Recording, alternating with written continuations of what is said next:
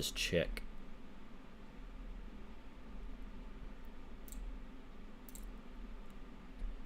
And we're live.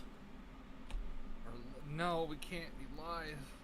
No. Oh yeah, you're right. Fuck. All right, it's cancelled. Go home. Let's do it another time. Awesome. See you guys next week.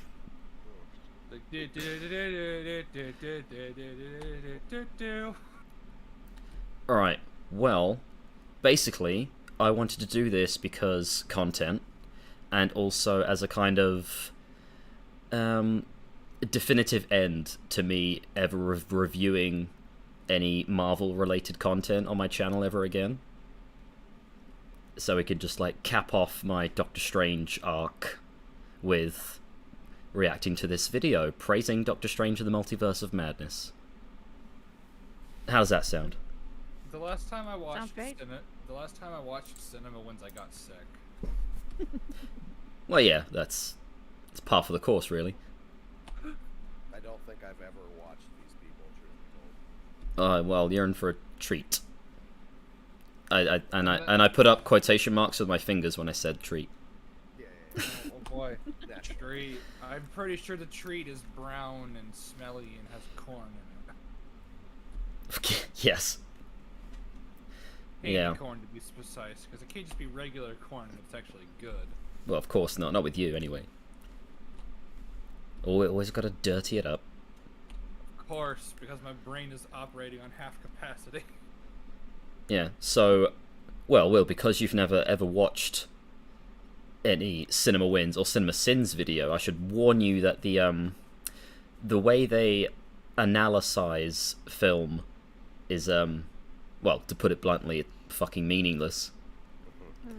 Like, filled with, like, a lot of, you know, subjectivisms, like, oh, I feel I liked this, I didn't like that, and it's just like, well, we can't really do much with that. But then there's, like, but then they point out to other things, like... I mean, I've watched some of CinemaSins' crap. Yeah. Do they do the same thing? They're the same, but yeah, they're just the inverse of each other. Okay. Like, CinemaSins will, like, put a ding on the sin counter for, like, oh, 30 seconds of opening credits. Bleh. Yeah. And CinemaWins... A lap dance. Yeah. Yeah, that's the meme one, yeah. I would argue CinemaWins is slightly worse. Yeah, I can see that. But then again, it's just the inverse, so that it'll be like... You know, like if it was a Star Wars movie, it's just like, lightsaber, ding. The Godzilla versus Kong one. Pretty Yeah. colors, ding, not even kidding, dinged pretty colors. Yeah, I mean, I haven't watched this entire video of Doctor Strange, but there's stuff like that in this. Pretty early on as well. How exciting. So, well, without further ado, I guess we'll just jump in. Let's do it. And, I mean, I guess you guys can tell me what the volume's like, because there's no one in chat to tell me, so I'll just start playing. If it's loud, it's loud. This video is sponsored by Nebula Classes, and specifically Patrick Willems' brand new class, How to Make a Movie. God damn it. Start. I told you already. Good start. Immediately. It's gonna be epic. I just know it. Why did you have to mention him? God. Well, listen to what he says next about Patrick Willems, about, you know, how to make a movie. He made one. Visit my link down in the description. He made one. So he made one, so he knows. Okay. But Where is this movie? I want to watch Patrick Willems made a movie, so he's the obviously the arbiter to... Yeah, no, he can teach filmmaking now. Isn't this great? I want to watch that movie. I want to see if it's actually good or not. I don't think we need to watch it to make a judgment, to be honest. I think we know. The thing Well, is, you maybe he's never know. grown as a You person, think the know? thing is, you never know. He says some of the retarded shit. That was a good But, joke, like, Shammy. But like, you never know. Maybe his movie is actually good, and he's just really dumb when it comes to analyzing it. That's a possibility, of course. But it's funnier to assume the opposite. To be That fair, is to true. be fair, Stephen King is a really good writer. He is a terrible judge of what is actually good. Yes. Yeah. I compare Stephen King to someone like George Lucas. Like, they are different in terms of like the quality, like they execute, but like they're both like very good idea guys. Like, they both have very intricate and imaginative, unique imaginations. It's just like execution a lot of the time is always something left to be desired. King's issue is that he can't end a story to save his life. Well, yeah, that's a meme, isn't it? That his endings are shit. Yeah, like I mean, I haven't gotten the end of the Dark Tower books, but from what I've managed to get through, I'm like, wow, this shit's really fucking good. Well, I just finished the Dark Tower series. Can confirm everybody who says the ending is bad are a bunch of morons who don't get it. So. Oh, okay, so it's actually a good ending. Oh, it's the best ending that I have ever read in a book, man. Like. Oh, wow. It is probably one of my favorite stories of all time. I'm gonna need to boot up Audible then and listen to. Oh, 100%, man. Plus the narrator that does the books, at least the first 4 of them, is like supreme, like amazing at what he does. Like, so much so that Stephen King even said that he changed the course of the story and how the characters were because the guy reading it was just that good at it. Oh wow, Wow. nice. Like, man, it is a journey to go through the Dark Tower series. I would highly recommend. Oh, definitely. It's I think I'm on book 6. Oh, you're on book 6. Oh, okay. What is book Wolves of the Kala is book 5, right? Yeah, Wolves of the Kala is honestly, I think, Okay. the slowest and like probably the worst book of the series. But like, Yeah, I'm at the part I think when Suzanne she just kind of up and leaves, I guess. yeah, man. Like, I'd love to talk about some Dark Tower sometime. It'd be brutal. Oh yeah, But yeah, it'd be totally Nova. indeed. I'm just adjusting you guys' volume because Acer and Red in chat say you guys are quite quiet. Oh, man. So I've turned you up on Discord. I don't know if it's something that you guys need to do as well to make yourselves a bit louder. So just Oh, how? warning you now. Oh, I go to my settings and do that. Correct. But no, like after I finished the story, I went and looked online. I started looking at people who were talking about the ending, and there's like an insane amount, like, you know, the usual, but like an insane amount of people that just would full on get it wrong, like full on events in the book they just got wrong, and they justified that as saying that the ending was bad. Like, what's wrong with you people? But my input volume is 100%. So Okay. Mine's at 86. I'll throw it up to 100. Okie dokie.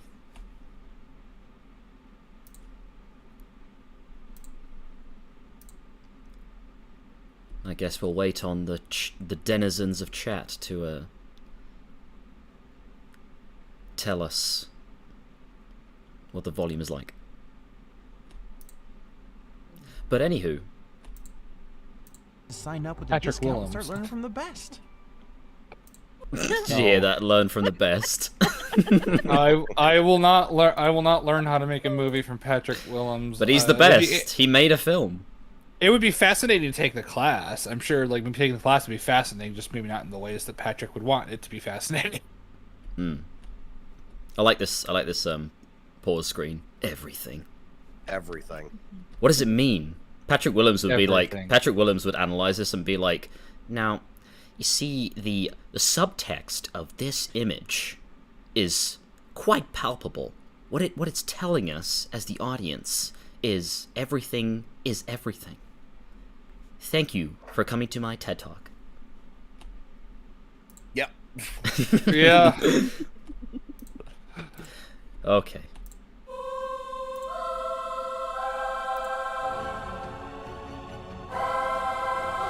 Yeah.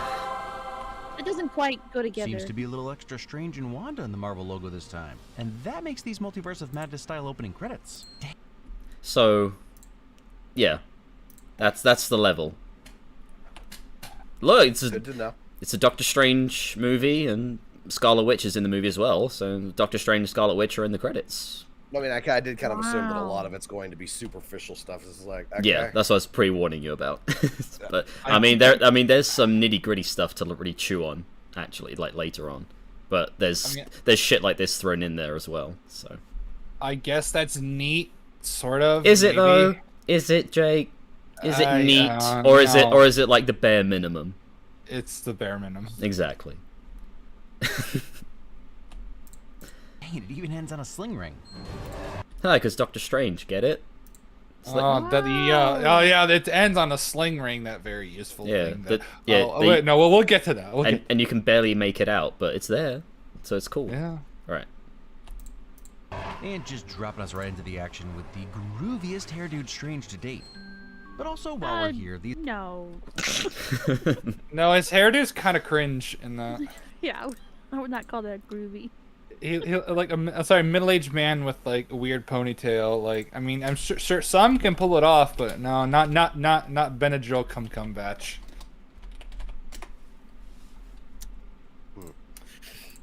These opening notes are very reminiscent of the WandaVision theme, which would make sense since it's actually her attacking Defender Strange in America through the Slinky Dude. You know, you could almost say it's... You could almost say it's not very subtle. Yeah. Sure, remind us of WandaVision. Yay. Oh. I mean, those first 3 episodes were okay. Yeah. Well, That's more you can say about something like Loki, which was shit right from the beginning. I mean, it's good that CinemaWins is trying to remind us of WandaVision, because this movie is trying to make us forget about WandaVision. That is true. So it's a bit of a dichotomy here. They'll never understand what you sacrificed for them.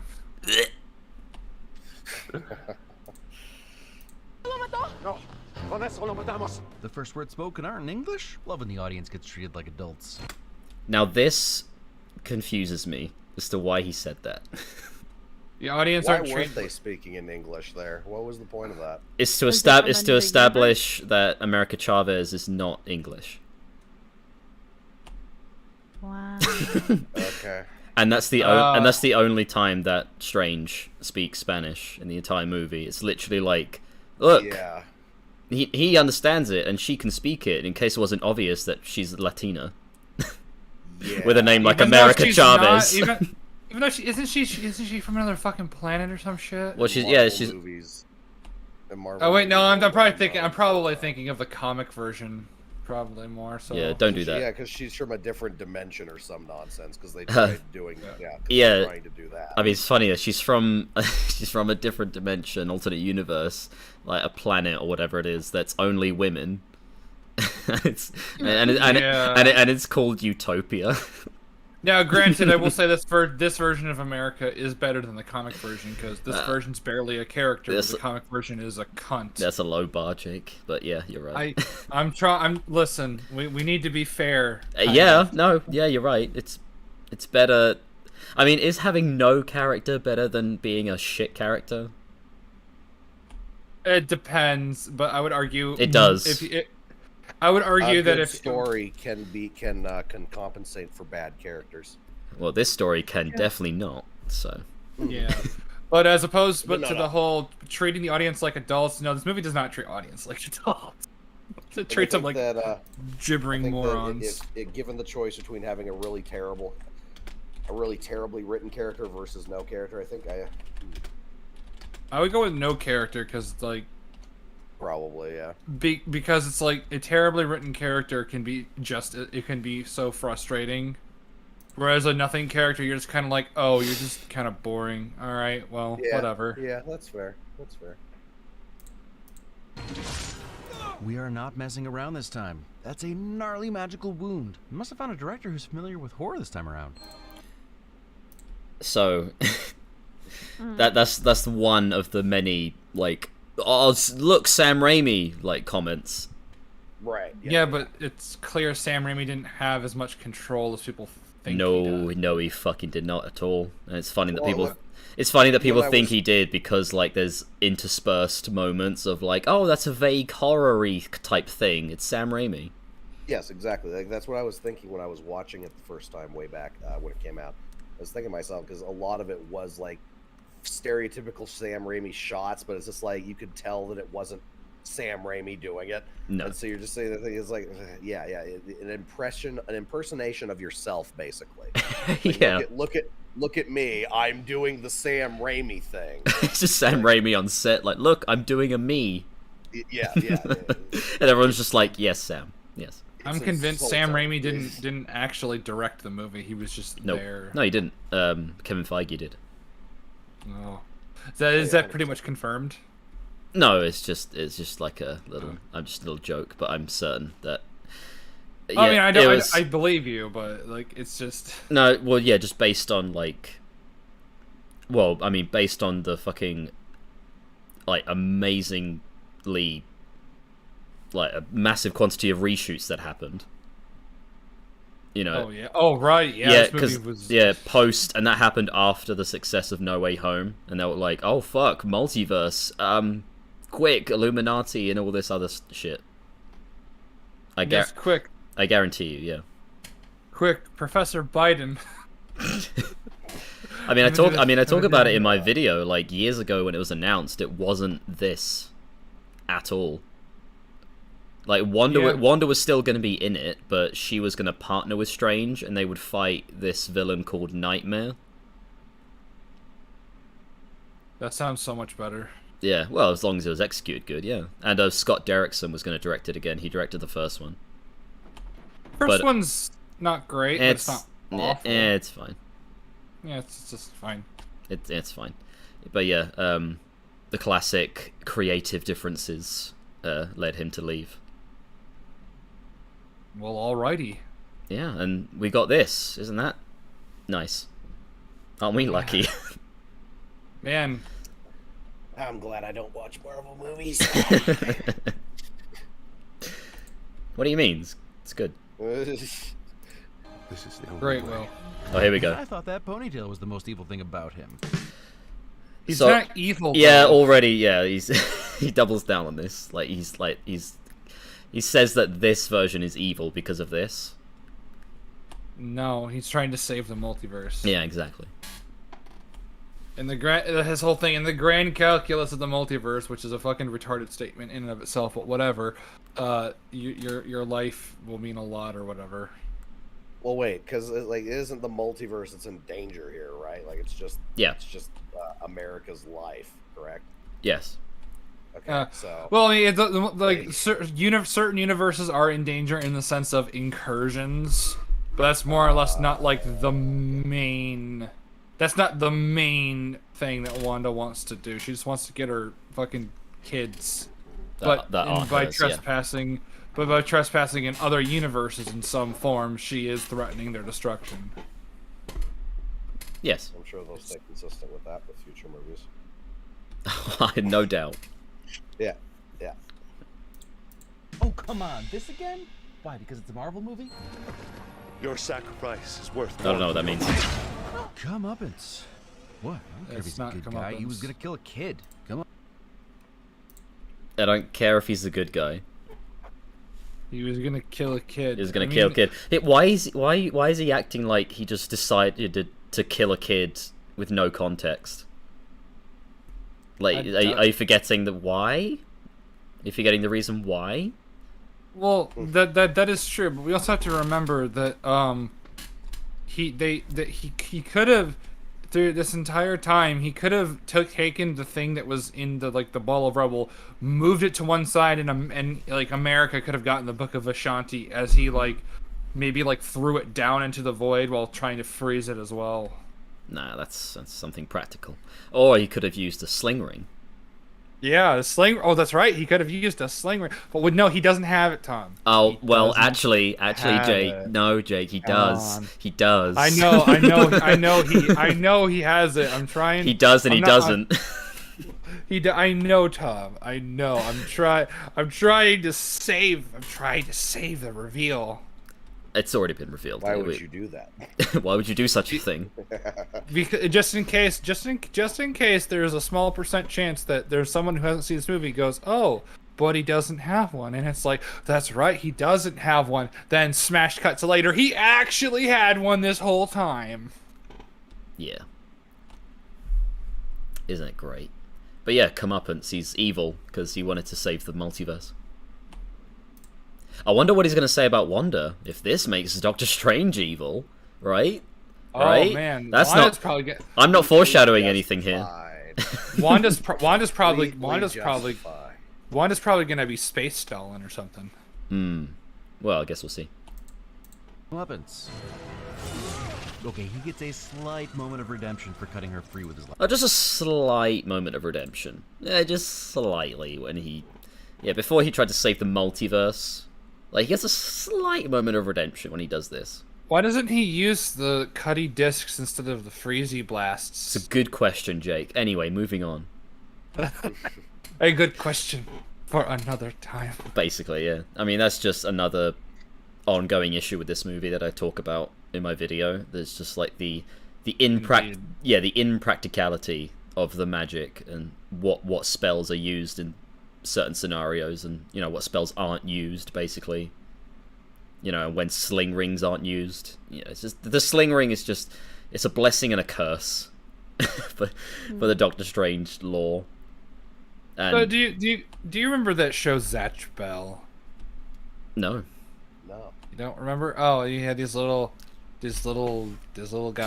people where they would get like spell books, and like you would read the spells, and they would like do special abilities, but they would unlock the spells after every so often. Ah, okay. Yeah, I don't know. It just reminded me of that because you had some like really powerful ones, but they can only be used in certain circumstances, and I think like you only had like a handful because the spells would like reveal themselves after a certain point. Well, yeah, that's how you like ground like these kind of fantastical elements, like with, you know, rules and restrictions. Yeah. But no, it's just like they can't have that, like the writers, because they need to show off different types of spells and like cool moments, like, you know, to keep the audience engaged. Like instead of using the same. That's probably like conscious thing, like when they're making it, like studios and writers. Oh, we can't keep doing the same stuff, even though it would work practically in a scene, like because we've got to show off different types of visuals for the audience, and you know, mix it up and try different things. Like rather than just being like the guy in the room going, "You could just fucking use a sling ring and end this fight in 10 seconds." Yeah. Then someone else is just like, well, that won't translate well because you know we have to experiment with different visual effects for the audience, you know, so they don't get bored during action sequences. I can imagine that kind of conversation happening in Marvel all the time. Oh yeah, undoubtedly. Yeah. And it's sad. And this is why My Hero is the best superhero content. Oh yeah, I was literally just thinking about that. Yeah, there's like so many like rules, and it makes you invest in action scenes like more, because you understand the restrictions of certain heroes. Like, oh, this hero would be good for this. Oh, but he's weak against this. So, well, yeah, like I'm like in the season 6, like in season 6 currently, Deku is going up against Shigaraki, and because he's like floating around in the air, he can't really use his legs, so he has to use his arms, and he's using it at 100% because it's Shigaraki. But it's like, oh. They even call back to the fact, yeah, if you do this like even just a few more times, your arms are useless. By the way. Yeah. Last act. What a slick transition to Bob Newhart us about this cold open. You kids know about the Bob Newhart show, right? It's so easy to forget that he's one of the... I do. Comedy. But I know of the Bob Newhart show, but like I don't remember it that well. He's one of the celebrities, so everyone is weird around him. While I was gone. I think that's just because for some reason in Sam Raimi movies, extras act really fucking weird. They do. I think that's the reason. Or the extras weren't given any direction. It's because a lot of them probably aren't people. Yeah, they're probably like robots. Yeah. The CGI.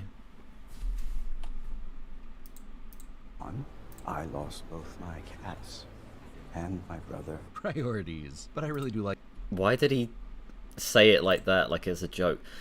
Oh, God. I lost both. Priorities. If I had lost my cat, I would be a fucking wreck. Like he's doing the thing that Doctor Strange did when he said that about his cats. When Doctor Strange rolled his eyes, like, oh my, you lost your cats, big deal. And the CinemaWins is like priorities, cats. Yeah. That's stupid. Cats. They're animals. Yeah. They're not people. Yeah. But like, I guarantee you, like if you show a man who's had like a dog, a grown ass man who's had a dog for a long time, that dog dies, that man will cry for his dog. Yep, I will. Or cat. I will. I yeah. will. I've got a dog. I've got a cat. Like when I had to put my old one down, that was a horrible day. Absolutely horrible day. If Thanos snapped me, doctors- if Thanos snapped me and I came back and I found out my dog died like ages ago, I would be not pleased. Doctor Yeah. Strange roll his eyes here when the guy said he lost his cat? Is that Well, the CinemaWins doesn't show it, but yeah, in the scene, like immediately after he says, "I lost both my cats," like you can see Strange like look away and like roll his eyes, like ugh, like oh god, like this is awkward, like ugh, oh god, and then he says, "And my brother," and then it becomes sad, Yeah. and then Doctor Strange is like, "Oh, I'm so sorry." Yeah, When this guy's clearly distraught when he says, "I lost both my cats," and he's like holding back tears, and Doctor Strange is like, "Oh God, grow up." You know why they did Well- that, I bet? Why? Why? China. I would not be surprised. Because they eat eat cats and dogs. Yeah, dogs. Yeah. Yeah, I'll bet that they put that in so that for the Chinese audience. I'd be willing to bet money on that. Yeah. Ha! Isn't it- You'll cry for your cat? That's stupid. I mean, it's not even necessarily that he lost his cats. If he had like to put the cats like down, at the very least, he would have time to mourn and grieve. But like, he was gone. Then he appeared, knowing that his cats died without him, and they were probably scared and wondering where he was. And Yeah, imagine like they're probably like dead in his house or apartment or whatever, and you just found them there dead. Like how fucking Yeah, be standard horrifying. how Chinese scary is that? man would- Yeah, just standard Yeah. Chinese man would be like, "Oh boy, I have food for 3 days now." Oh, that look delicious. But Oh, I no speak- emotional That is damage horrific. here. that is horrific. The more Yeah. that I'm thinking about it, like, Yeah. goddamn. Oh, sweet. Yeah. That cat been roasting in the sun for 7 days. Mmm. Yeah, Now- and but I just But yeah, no, it's just a weird tonal shift in the scene. very weird. Interesting. And my brother. Priorities. But I really do like that the MCU isn't playing the blip off like it wouldn't totally screw everyone's life. They Yeah, do, like though. there's the They- eye roll. Oh yeah, the blip. Yeah, that fucking. I can't believe you said that. They absolutely play off the blip. That so much of Phase 4 is not addressing the blip.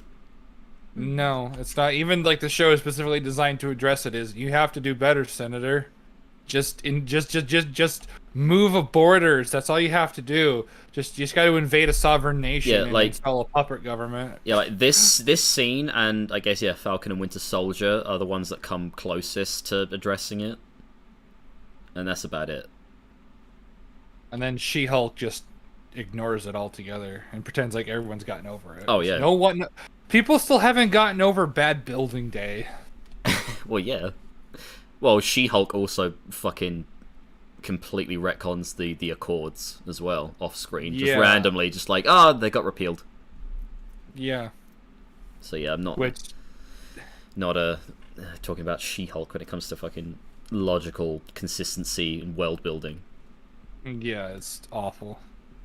I haven't watched it. Good, they Me don't. neither. Yeah, you shouldn't. Tony Stark died, so Jennifer Walters could twerk. Yeah, twerk. with Megan the Stallion. Yeah, it was. Who I don't Kino. even know who Megan the Stallion is. She's a rapist. I still never heard of her. Yeah, that's fine. But it's fun. It was fun. It's a comedy show. It's fun. Anyway, I mean, define fun, but all right. all right, get a dictionary out. Or what? If up. The best surgeon and the best superhero. But you still didn't get the girl. I mean, he deserves that one. He didn't even climb a Ferris wheel for her. He deserves that one. No, it was such a like a backhand, like, fucking snarky, childish comment to make from him when it was supposed to be like a somber, like, was it funny. yeah, when he's like breaking, yeah, it's funny comedy, Marvel. Yeah, in that moment when he's like, I lost my cats and my brother, and he's like pleading with him, like, was that truly the only way, Strange? Because could there not been another way? And he's like, no, I'm sorry. And then he's like, yeah, well, you're fucking single. Yeah, asshole.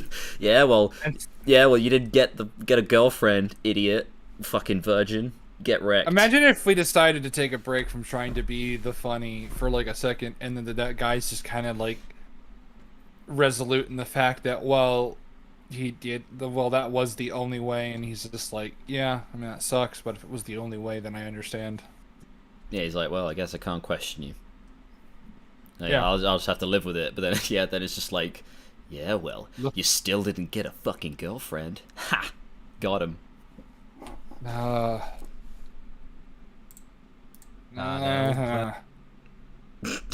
Just noise. That's just my feelings watching this movie. Definitely my feelings when I was editing it on video. Jesus. Didn't even climb a Ferris wheel for her. That old classic Jesus trick. Sorry, illusion, Michael. That was very like I don't know. It's a reference. That happens as well. Like CinemaWins, they do reference other things. And then they win it. It's like, that's not really a win. Yeah, we get it. He turned water to wine. Jesus, yeah, he could have turned Thanos' blood to wine too. Alright. Yeah, it's a fucking brain to mush. Yeah. If you can, like, change matter. Yes. But don't question it, because it's, it's like Jesus. It's a funny scene. Why aren't you laughing? Because you're dead inside. Yeah, I mean, that too, but... Yeah, I mean, I'm dead inside, but I still appreciate good humor. Yeah. I watched the SpongeBob movie last night, and it was genuinely hilarious. Oh, I love that. I love that movie, unironically. It's so funny. Yeah. Man, it's great. I think some of us watched that on Discord a while back. It's so, no, it's I'm so not going good. to the grand opening ceremony. What'll it be, fellas? Mustard or ketchup? God damn. Yeah. But just on the subject of things that are actually good. Yeah. I mean, that's a lot of things, especially compared to this. Jesus. And they'd rode David Hasselhoff like a speedboat. Yeah. I wish it had been different. Oof, no to this. Do not do this at the wedding. You want to apologize or let them know how you feel? Great. You have literally every other day. You're playing yourself, Strange. I was fine with that. To be honest, like, I mean, because they barely see each other, and I feel like, I've seen that a lot recently. It's just like when people reacting to watching the movie when it gets to that part, and he's like, oh, I wish it could have been different. I'm sorry how it turned out. Everyone's like, no, not at a wedding. Oh my god, how embarrassing. It's just like, it's fine. He's not making a scene, and she's fine with it. She's fine with it. She's like going along with the conversation. It's not like Christine's going like, oh, Stephen, no, not here, not today. She's like, she's understanding. They're just being adults and talking about it. Yeah. But obviously, it kind of falls apart when we get to the theme of Doctor Strange always holding the knife. Is like, it couldn't work out because you always have to be holding the knife because you're so selfish. It's all about you, even though he saves people for a living, but it's all about you. Yeah. not people. Not with cats though. No. That's too much. No. Out of his Well, because they're not people, so we don't care about them. Yeah. Based Strange. Yeah. Yeah, it's funny that, because we're here now, I think CinemaWins skips over that part when Christine's like, oh, it couldn't work out between us because you always had to be holding the knife. I wonder if CinemaSins said anything about that. I wonder if they counted that as a sin for the guy talking about his cat. Oh, well, Strange rolling his eyes at cats being dead? Or that too, but just the general conversation. I wonder what the opposite of this said about that. I do wonder. Maybe even he was like, "This is great." Yeah. It's just complete like Good. reverse. Fuck cats. I agree. Yeah. I agree with this. I'll take 5 sins off. I'll take 5 sins off. I hate cats so fucking much. I also rolled my eyes when I heard this in the movie theater. Terrible. Little details like this are great. That one is at least his second. But in the context of his character, this chug it moment isn't a cool let's get it done moment. Strange is It literally is a cool let's get it done moment. Yeah. He's trying to get liquid courage inside of him. emotionally struggling and also probably going into this fight buzzed. It's rough. And that plays literally 0 effect on the scene, so I don't know why he said this. Yeah. Yeah, it's just like this. I love little details like this. He drank 2 glasses of alcohol. I love the subtle details. Yeah. I love the subtle details of his surgery scars. Not I don't know what he's trying to say with this. Like, it has no bearing on the following scene. Maybe if it did, then I would appreciate it more, and it would have made sense for Doctor Strange to get drunk at the wedding because he's emotionally distraught, and it would have played. I think they talked about this on EFAP as well. Like if it actually had a purpose, like going into this fight, like that's why he's so shit in the fight. Yeah. Because he's very drunk. Yeah. But no, it's just like he's just that's just his second. He chugs it, and then it's all right, off to work. Shitty action scene, number 5. Here we go. Yeah. Either way, what a masterful exit. A king at the height of his craft. It's not showing off if it's what you were born to do. I mean, it is, but if Megamind can do it, Strange can do it. I mean, But he wasn't born to be Sorcerer Supreme. yes, he was. Even though he isn't. He wasn't. I'm still He annoyed wasn't- by that, by the way. He accidented his way into it effectively because he's like one of the few sorcerers that was left at that point, wasn't he? Yeah. So it was like him, Wong, maybe a handful of others. Mordo fucked off and did his own thing. Yeah, which they forgot about. No, he's part of the Illuminati now. No, that's a different Mordo. No, it's the same Mordo. Don't you understand? Oh, His name's right. Carl. His name's Carl. Carl. What? You're not supposed to kill people. Yeah, what's great about that name is you can reference llamas with hats, and you can reference The Walking Dead.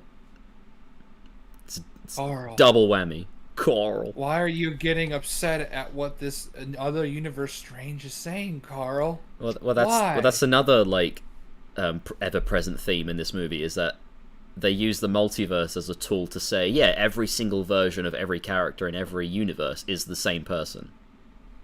Which is fucking ridiculous when you think about, infinite universes. Because you always saw in the Spider-Man film that they were not the same. No. Didn't look the same, didn't talk the same, didn't act the same. They were all called Peter Parker, but their lives are vastly different. Yeah. But yeah, this movie's like, yeah, Doctor Strange, every universe, he's always holding the knife. His hands are broken, and he's always a magic person. But the only thing that changes is his hair, I guess. That's great. That's fun. Look, he has a ponytail. Look, he doesn't have a beard here. Isn't that crazy? Whoa, the multiverse of madness! Woo! He looks better with the beard. He does. Wait, did he just summon a monster head to stop that car from flipping onto people? This is amazing. So No, that's not amazing. it's not. It's actually the opposite. Yeah. Why is it a hairless cat, by the way? Why not an adorable fluffy I cat? don't know. I don't know why it's a cat. Or anything. Just open a portal and have the car go through that. So it doesn't hurt anybody. He has like telekinesis shit, and he well, we'll see it later when he disintegrates the bus into like a million pieces. Just do that with this car and make it float and stop it in midair. But no, he has to summon a cat monster to bite it. Why- And Why the not person use- who was saving thought that was the monster and immediately had a heart attack and died. Yeah. But yeah, no, yeah, it's just funny because that's the complete inverse of my reaction. He's like, wait, did he just summon a giant cat head monster to bite that in the air? This is amazing. I was like, wait, did he just summon a cat head monster thing to bite that in the air? This is retarded. He doesn't know if anyone's in that car. Well, yeah, the car keeps tumbling down a bit after the cat disappears.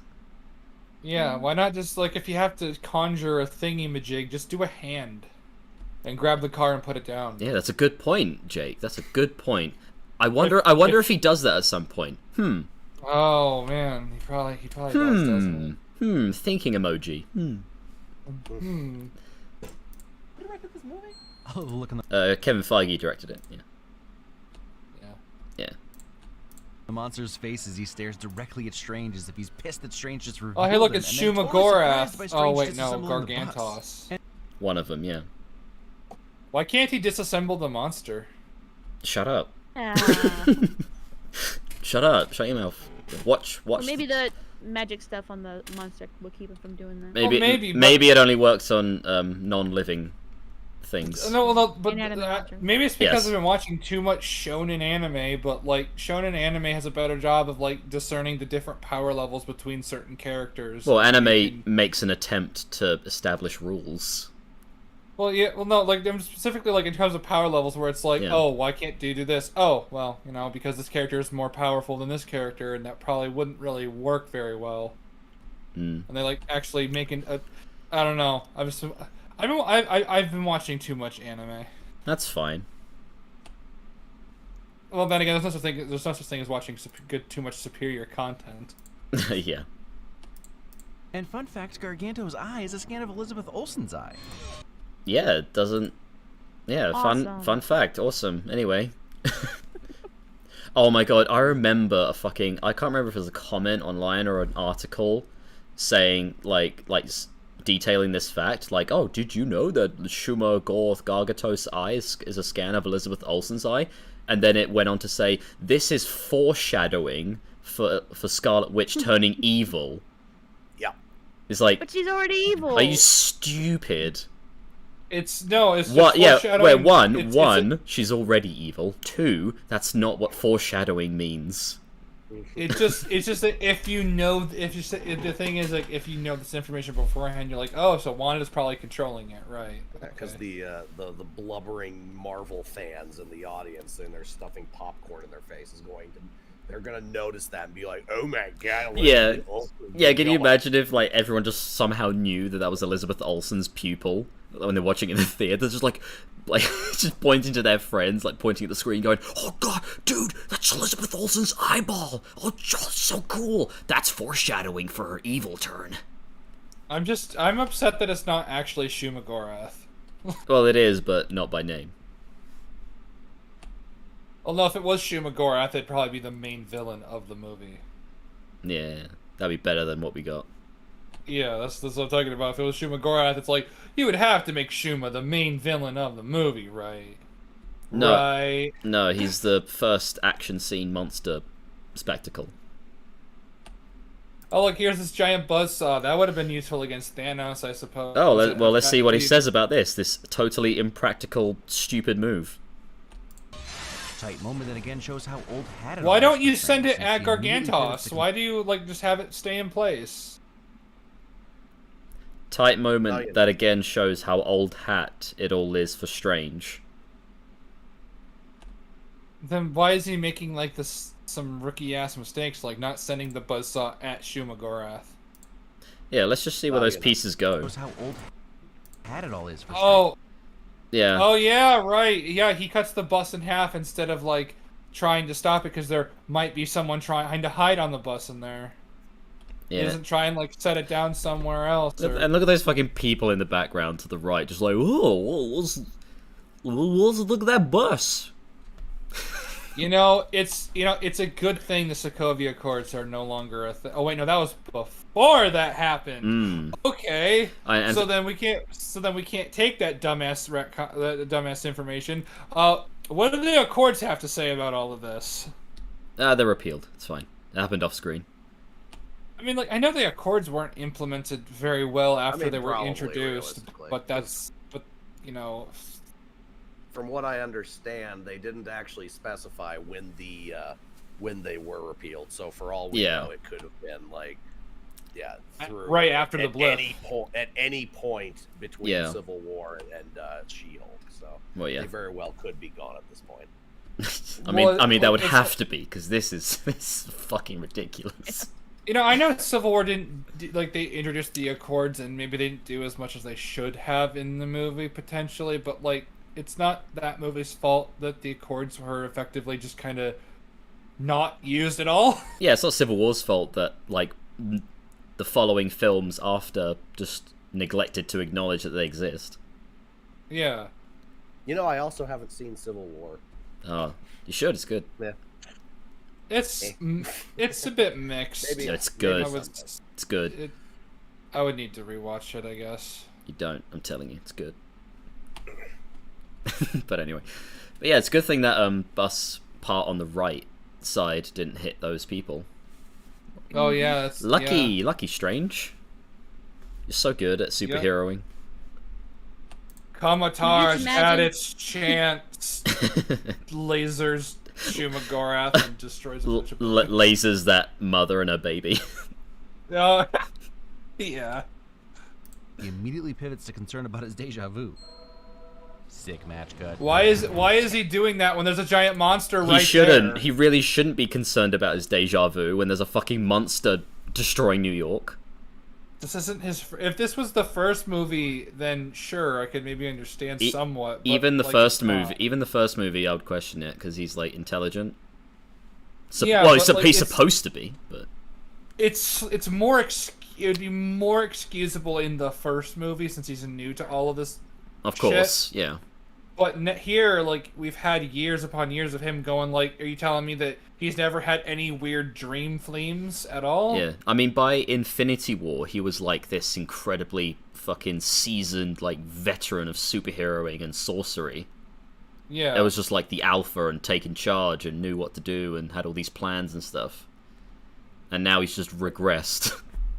Actually, if in the original Doctor Strange, they knew about the multiverse, and they knew about it enough to be able to travel through it... Yep. Shouldn't he be aware of the dreaming shit? Nope.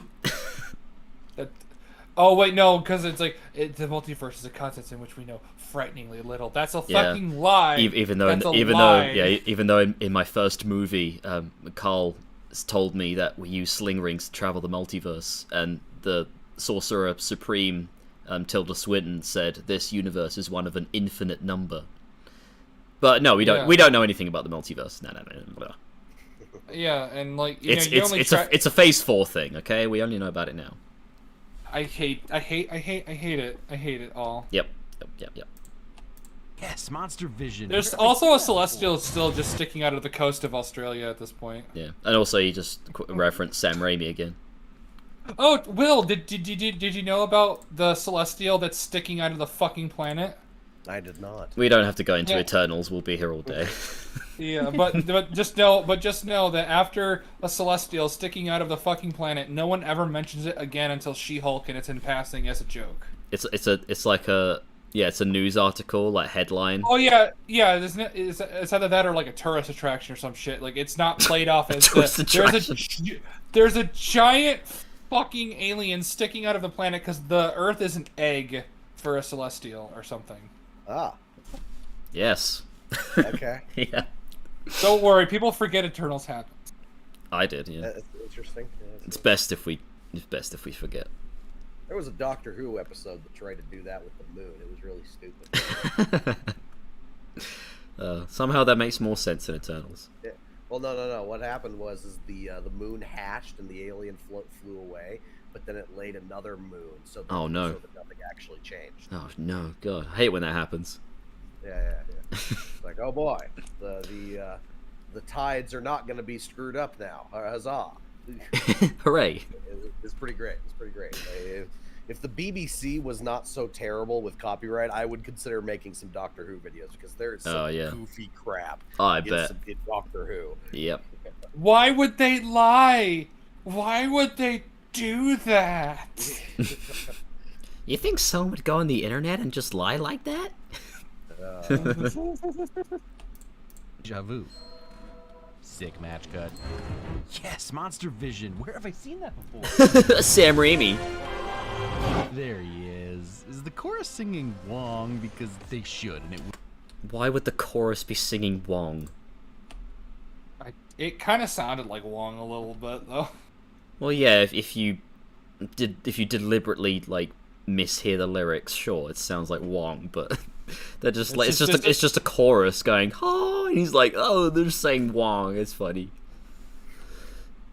Wong, Wong, Wong, Wong. The simpage for Wong is really starting to get to me. I don't understand why people are going, oh I my don't- god, I it's don't fucking get it. Wong. I'm like, yeah, Wong was cool, I guess. Now he's just kind of stupid, but like No, before people he really was like he was Wong. neat, I suppose. It's literally like overexposure. They've just like been conditioned to like him just because he shows up a lot in Phase 4. It's like, hashtag Wong cinematic universe. Wong cameo. Shut the fuck up. Yeah. And it's just like he's shit. I mean, he's shit now, I mean. Yeah, he was like perfectly adequate before. Well, I actually really liked him in Infinity War and the first Doctor Strange. Yeah. I thought he was cool. All right, I'm gonna lay it out there. I thought Wong was cool. He was a neat boy. He's a neat, and he was smart. Wait, shouldn't Steven go back to being Sorcerer Supreme No. Well, no, like, it's not like he stepped down. He literally ceased to exist, and then like he came back, and then shouldn't he just go back to being Sorcerer Supreme? Well, no, he wasn't Sorcerer Supreme. That's the thing. That he wasn't technically Sorcerer Supreme, and then he got snapped away. And because he was gone all that time, Wong, like they said it in No Way Home, like Wong became Sorcerer Supreme, and like Doctor Strange was like, yeah, by default, because I was snapped. So Wong is still Sorcerer Supreme. Oh, why couldn't Wong go? I don't want to be Sorcerer Supreme anymore. Okay, I mean, you're why? Doctor Strange. I mean, he would. I mean, you would want to be, wouldn't you? I So don't why know. isn't Wong handling all these problems? Yeah. Good question. Moving on. There are a lot of those good questions. Yeah, and it's just that's like that job. They even in Thor Ragnarok in Doctor Strange's cameo, they even established like Doctor Strange's role, and even though he wasn't Sorcerer Supreme, like his role as like being, you know, like defending reality. Like when Thor and Loki showed up on Earth, I don't know if you guys remember Thor Ragnarok, but he instantly like portaled Loki away and like talked to Thor. Like, I keep an eye on, you know, like interdimensional creature, whatever things that pop up, and yeah, Loki just popped up on my radar. What the fuck, dude? So he should have known when this creature appeared. He should like, have. right away. I mean, yeah. Well, I guess. Or Wong should have. Well, since Wong. I is- guess yeah. Wong did because he's here, but it took him fucking ages. So I don't know. He just seemingly appeared out of nowhere. He was watching The Sopranos. Because if he did know, he would have been here a lot sooner. But because he showed up so late, I mean, we know why he showed up late because it's a reveal. But that's the meta reason. But like in universe, like why did he show up so late if he did know? Like he just knew to come here. Because he doesn't live in New York. Strange does. Like Wong lives in like Tibet, I guess. yeah, Kamartaj in Tibet. So yeah, And then Strange doesn't Strange live in the Sanctum Sanctorum? yeah, that's in New York. Okay. That's where all of Marvel takes place, or some shit. Yeah, everything is in New York. Yeah. Oh my god, all of these. I would move out of New York. Yeah, I would have moved out ages ago. Yeah, just walking down the street, you see a one-eyed octopus creature. You're just like, yeah, it's Tuesday. Would be amazing. Helpfulness, and again, he's at least 2 drinks in. Makes sense. He's so. Oh my god! No, that that's not the shot looked alcohol. awful. That shot looked awful, by the way, with Wong. Well, yeah, that, but like he's like helpfulness. Yeah, like he got knocked out. I'm he's just like omitting scenes. Like he got knocked out because what you said was so intelligent of him to do was to turn away from the monster and talk to America Chavez about his deja vu, and because he did that, he got knocked out very easily by the creature.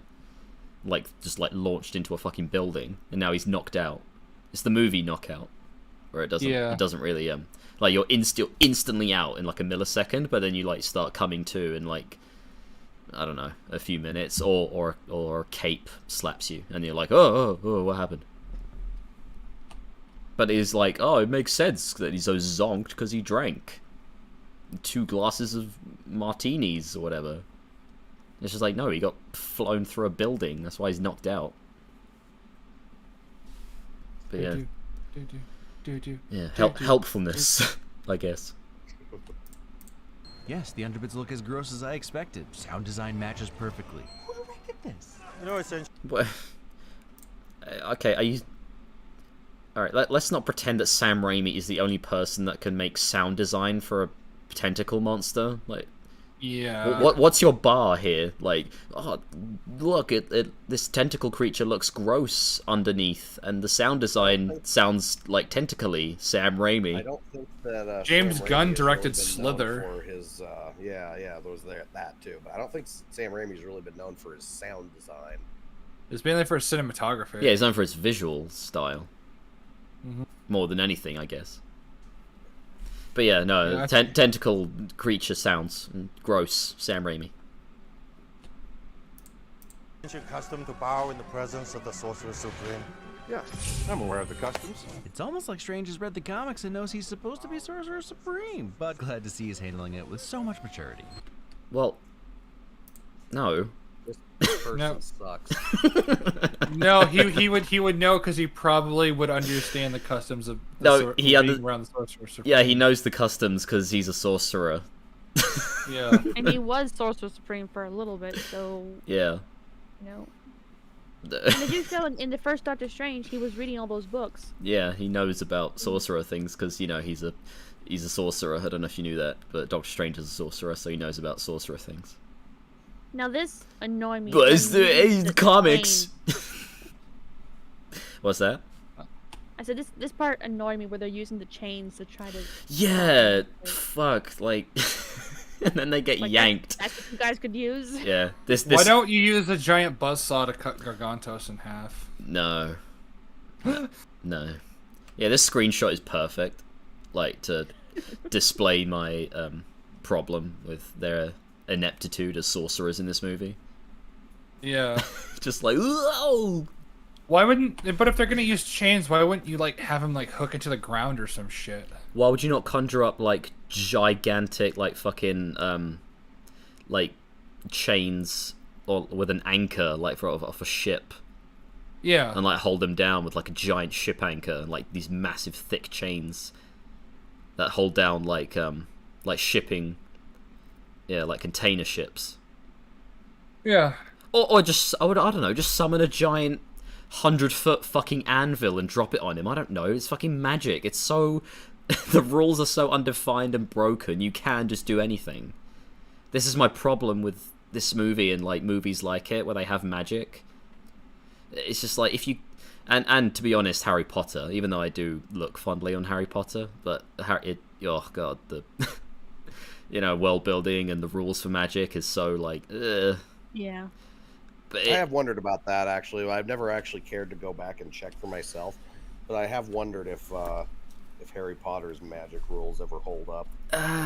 Probably don't, do they? Every now and again when I think about it, the movies, I always like, oh no, that doesn't really, because like early on, you have to like, this is one example, like they establish just through them doing it that you have to say the name of the spell and, you know, like point your wand or whatever and the spell happens. Or you have to do like specific wand movements to activate the spell as well. So it's like, okay, like Wingardium Leviosa, that's a famous one. Swish and flick. Like you have to swish and flick your wand and then say the name of the spell. And the spell activates. But then, going into the much later movies, like when it gets darker and more action-y, like the wands just become guns. Yeah, like they're just firing yeah, spells like without saying like it. Star Trek photon lasers. They just point the wand and it just shoots a blast. Like and this is like defended as being like only the most like powerful like mega like sorcerer wizards can do this, like Dumbledore and Voldemort. And you're like, well, okay, if it's rare, then and they're such a skill with magic that they can just like think of the spell and they do it, then okay. But obviously everyone does it. No, all the students and everything. Yeah. So that's one example where it's like, Unfortunate. Yeah, unfortunate. Yeah, I mean, I still look fondly on those movies, but yeah, in terms of world building, magic rules, not the most consistent. I mean, it's nothing as egregious as this shit. Jesus. Yeah, that's the thing. Like, it kind of like for me at this point, it kind of comes down to like how much did the people making the movie actually care? Because you can tell, you can absolutely tell. Yeah. And like crap like this is like this is just this is generic product number 5. Yeah, because with Harry Potter, like, yeah, it probably was an oversight to like do away with the rules of magic and just have it more action oriented, but they cared. Yeah, like everyone. I would rather watch a bad movie that I can tell that the director cared about than a bad movie that everybody just phoned in. Mm-hmm. Yeah. Same. Yeah. Speaking of which.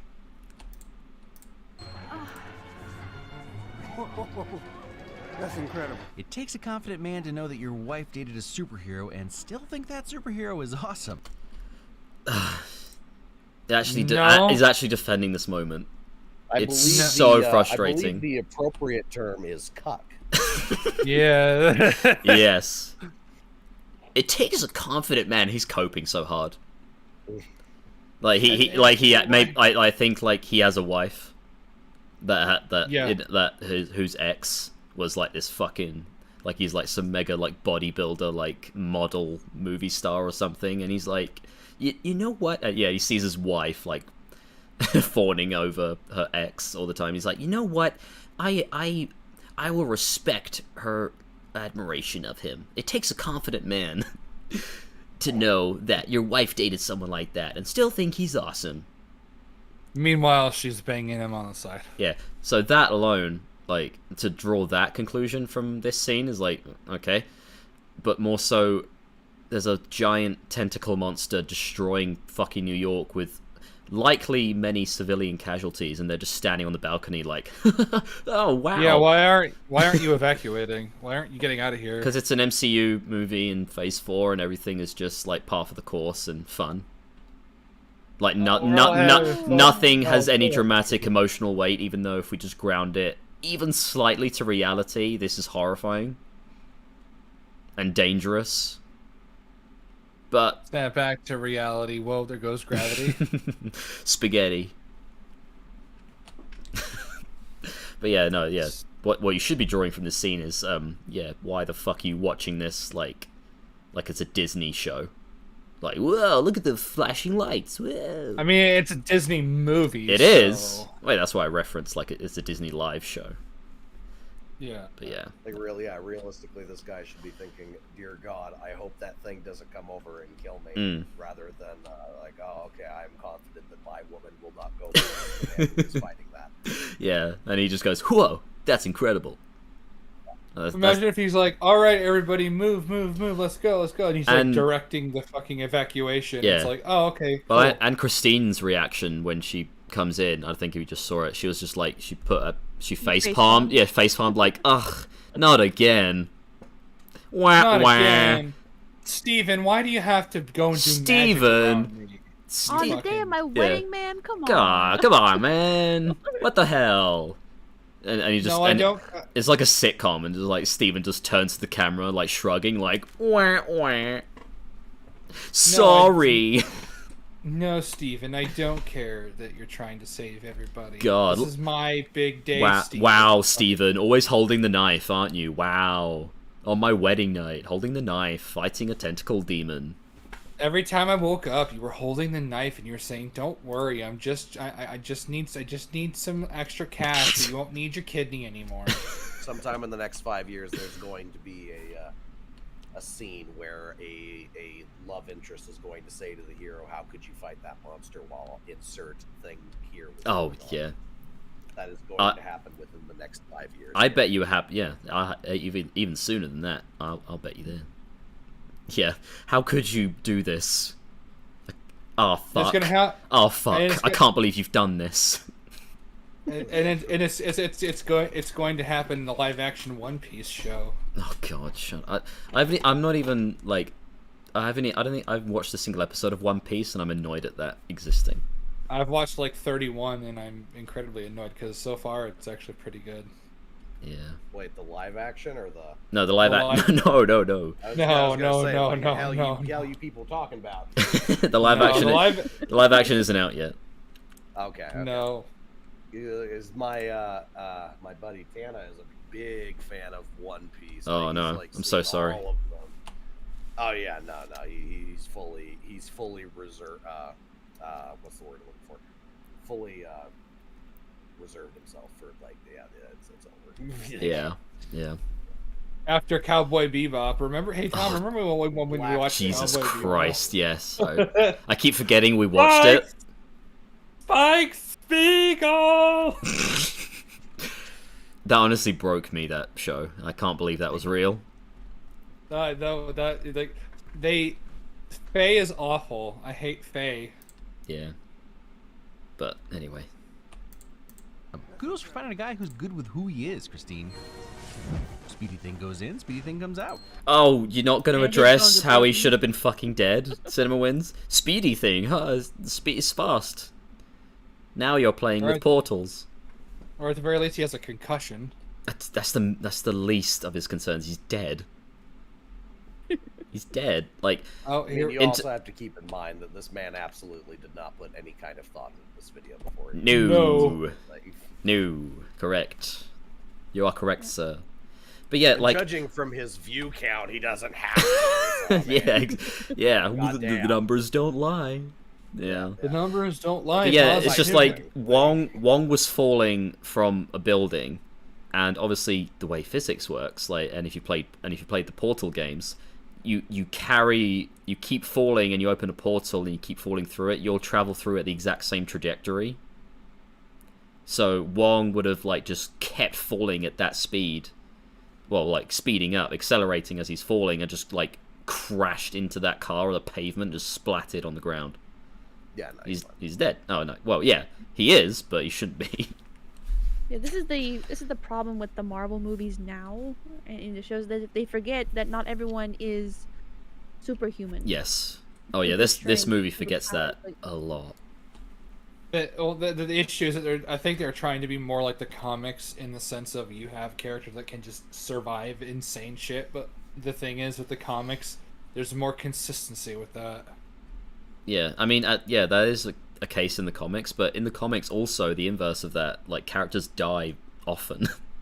Yeah, they die a lot. Death in comics is virtually meaningless. Oh yeah, they get resurrected, of course, but my point is they still get killed rather frequently. Yeah. So it's a bit of, you win some, you lose some. I'm surprised Barry Allen was as dead for as long as he was, which was like 20 years. Yeah. Yeah, and that was the last, I think, like, not just DC, but like comics in general committed to like a death. Yeah, like, Wally West was the Flash for the longest time. Yep. Ha! America's Star Shape cuts the stone. She was always using her powers, even when she didn't know. Is that the same? Okay. So she was even when she didn't know. So was she just expecting to use her brute, like, natural strength to crush concrete with her foot? I suppose. Is that what you're saying, CinemaWins? At least in the comics, America's actually kind of buff a little bit. I still want to set her on fire. I still want to set her on fire, but it's the whole thing. She is a girl comes out. In the comics. Yes, she is a girl in the comics. Yes. Yeah. So we're supposed to believe. She's an insufferable lesbian. Naturally. So look at how much look at all this concrete. Like, we're supposed to believe that she tried to crush that and distract the monster without knowing she just used her powers. Because how thick that is. Yeah. There's no way to just. Because she knows she can't control the powers, and we find out later when she does this to spoiler, she punches the glass prison to break it, and she's surprised. Yeah. Like, she didn't know she could do that, but we're supposed to believe that she thought by herself without her powers could just destroy this massive slab of concrete with her foot, and she doesn't question that how she was able to do that. Which, if it's able to create the star shape, wouldn't it create a rift, a hole in reality then? Because that's how her powers work. Like when she punches things, it creates a star-shaped hole in the fabric of reality. It's a good point, but no, apparently not. Well, all right then. Moving on. Yeah. No, don't you see, Jake? She can't control it, so it's random. Even though when she punches the air other times.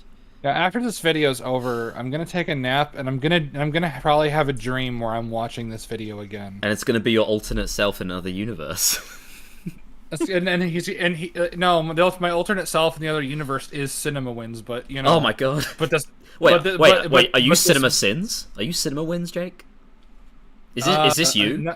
Is this your channel?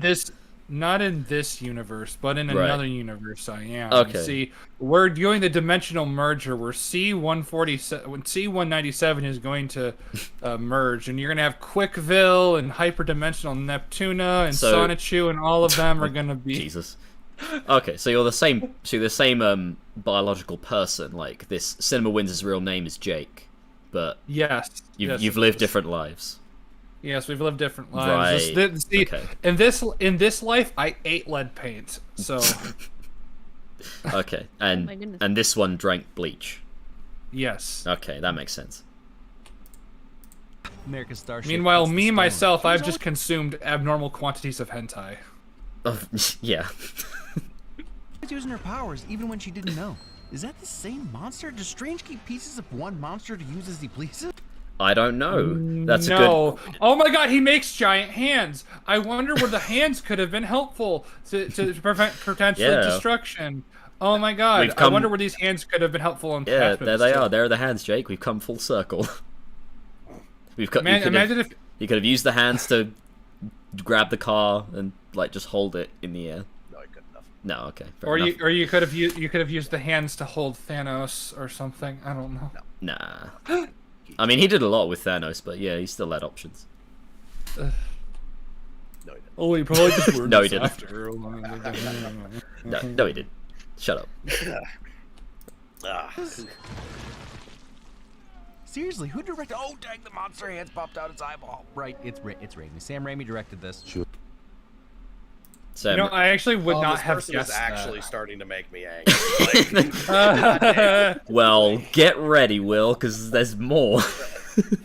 Are you kidding me? It's like the eyeball didn't fly out and then like go into somebody's mouth. Like yeah, that would have been Sam Raimi. Yeah. Yeah, that and like an Evil Dead 2. No, but it's vaguely gory, so it's Sam Raimi. Remember in Drag Me to Hell where the handkerchief tries to fly into the main protagonist's mouth? Yeah. That whole scene where she's like stomping on the floor. At the dinner, is that the dinner table? Oh man, yeah, it's hilarious. With the eyeball in the cake. Yeah. And she stabs the cake. Doesn't that movie end with the main character getting dragged to hell? Yeah. Yes. Yeah, they keep to the title. Yeah. Of the movie for sure. So that was like, was that before or after the subversion of the evil winning became the cliche? Don't know. It came out in like 2009, I think. Drag Me to Hell. 2009. Yeah. Okay. It was done very well because it was technically another like dark Sam Raimi joke.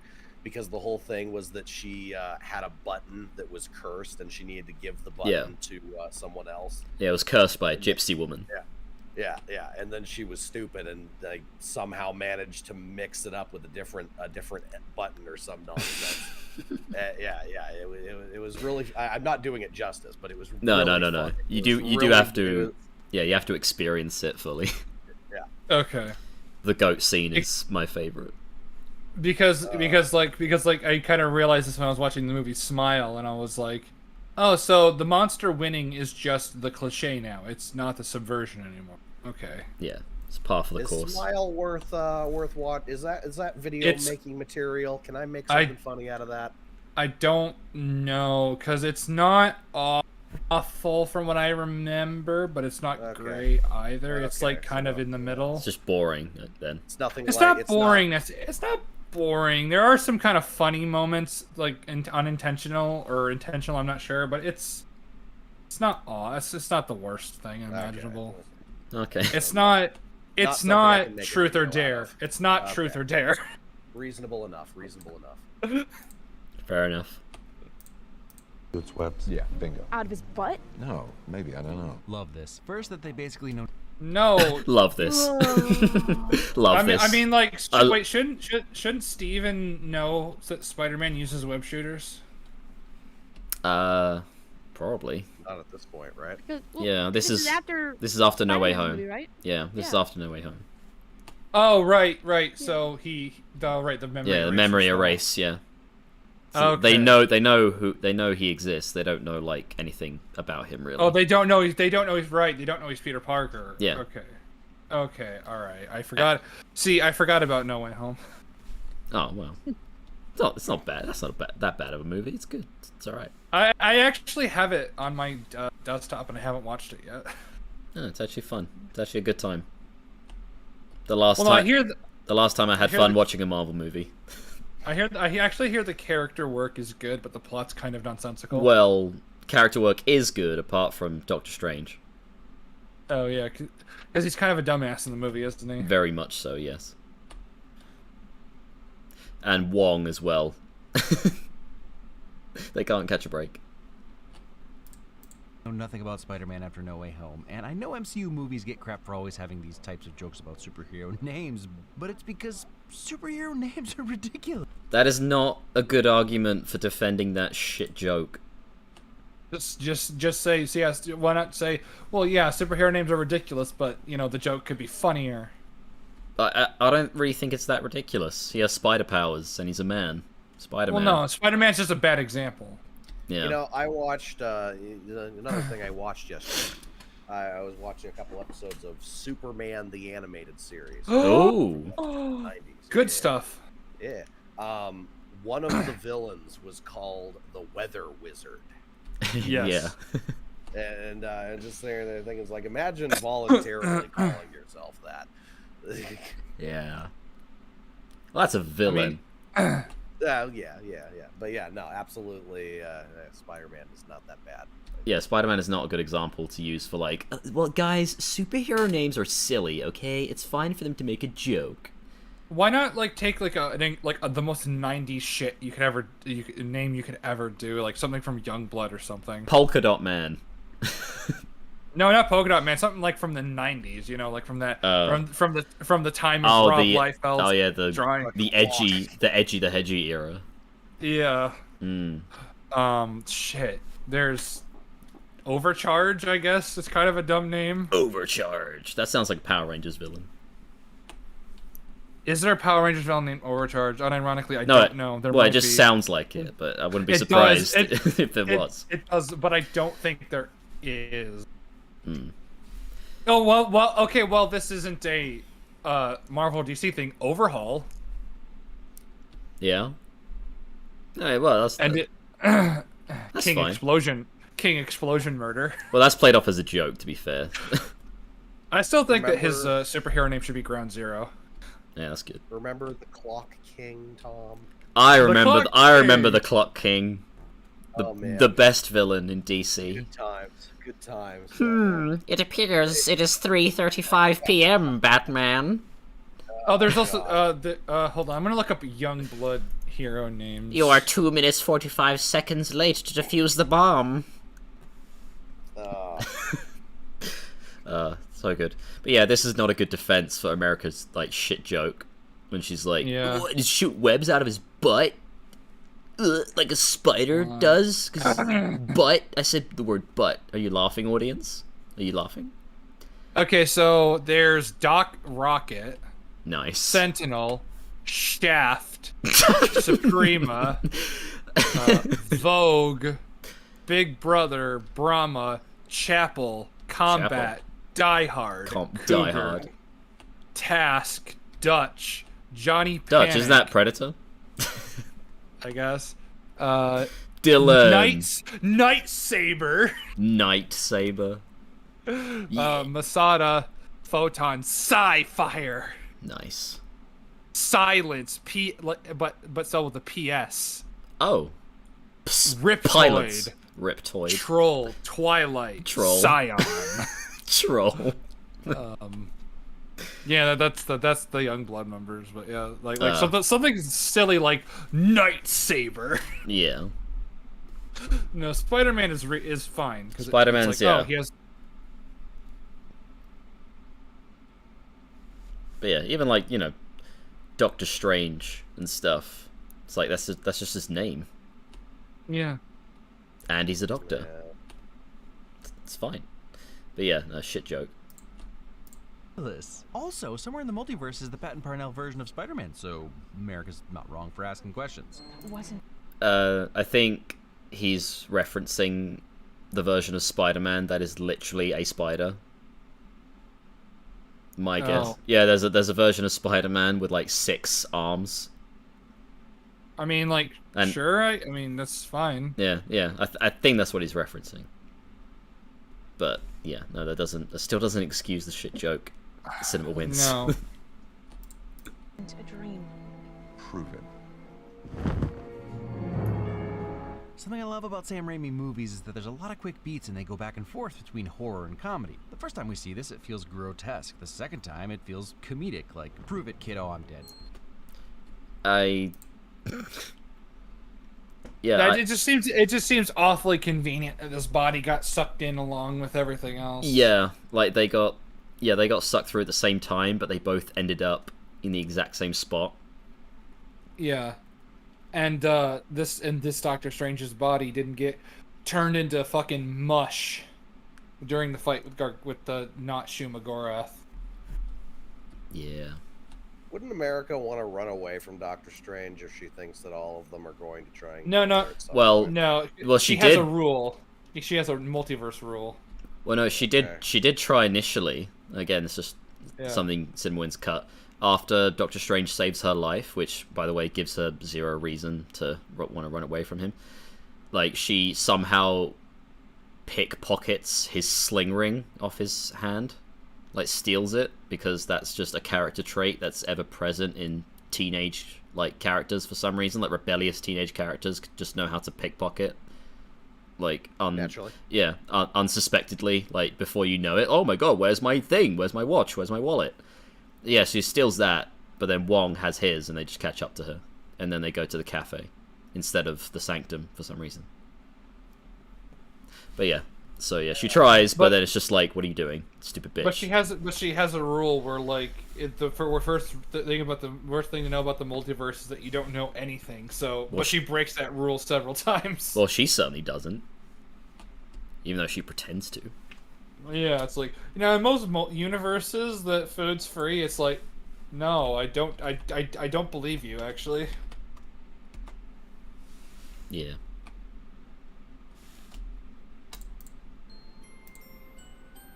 Will you understand this movie without watching WandaVision? Probably. Should you? Nah, it's great. And honestly, it's not great. Don't watch. Do you know what? Just stop. Just stop after Endgame. Yeah, unironically. I mean, Endgame's not good either, but like at the very least, you can say, all right, well, you know, there's it's over. It's over, right? It's like yeah, it's not great, but we're good. Or well written. It's not good. It's bad, but you know what? Fuck it. It's better than this. Yeah, I mean, I guess he's right that you don't need to watch WandaVision because it literally is just she wants to see her kids. Yeah. And yeah, we'll ignore when she took a whole town hostage, mentally enslaved them, and tortured them. Yeah. We won't talk about that. But look, kids, isn't that sad? Man, if only there was like a show that you could potentially make about superhero law. Yeah. That would be very interesting. She-Hulk. Yeah, Tony Stark died so we could see the twerk. Yeah. Thank you, Tony. Tony Stark died for this. Yeah, Black Widow and Tony Stark died for this. Died for our Thanos was. sins. It got to that stage from Hawkeye where it's just Thanos was right on the sink. Yeah, Thanos was right. I mean, these days I'm like, yeah, well, maybe. Maybe. Maybe. Maybe he was, partly. Honestly, I know a lot of people think the MCU stuff is too interconnected, and you can't just... Too interconnected? Too interconnected. Too What do you mean by- interconnected? No, it's become the opposite. No, it's become where it's become. See, when people say, "Oh, they is too interconnected," it's like, well, no, I don't think there's such a thing as being too interconnected because it shows that you care about continuity. Yeah. The fact that the MCU, at the very least, was somewhat halfway competently interconnected was what was one part of its appeal, but now it's like, nah, forget about all of this stuff. Forget about Doctor Strange, the first one, establishing the multiverse as a thing. No, Loki is the thing that made the multiverse a thing. Yeah. And ignoring that's just, like, not how it's presented anymore, like, it's not connected, like, that doesn't really translate as being a good criticism anyway on its own. Like, oh, everything is too consistent and the universe is too connected, when it's literally a cinematic universe where you want it to be interconnected. Yeah. I don't get how that's a criticism. Like, I know lots of people feel like the MCU is too interconnected. Like, even if that was the case, why wouldn't you want that to be a thing? You want it to be that way. I don't look too much into the morons that actually try and defend this stuff. So I mean, maybe No, of course. they are saying that. So I don't know. No, I'm sure. No, I'm positive that they are saying that. I'm just saying, why is that a criticism? So Even if it was true. Because I think people it's- don't want to think about stuff. Well, I know that. No, I think it's like the old. If you remember back before the MCU became an absolute fucking joke, there was a period of time where it's just like, oh, time for next movie. Well, yeah, that's a different argument. That's like, yeah, you're taking. He might be referring to that. Though. Well, he didn't say that. He said I know. the MCU is too interconnected, which is like a world building criticism.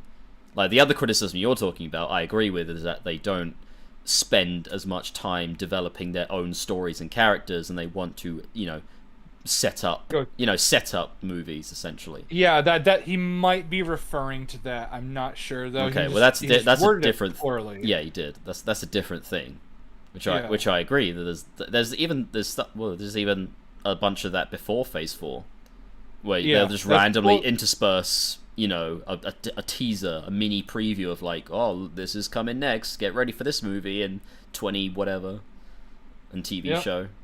But yeah, but that's a different. Adam Warlock's finally going to be a thing. Fucking finally, after Guardians 2, it's like 6 years. Yeah.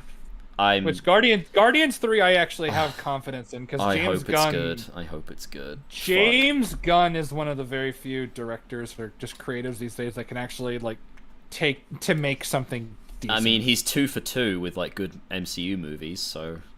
And he made a good DCEU movie from what I understand. It was fine.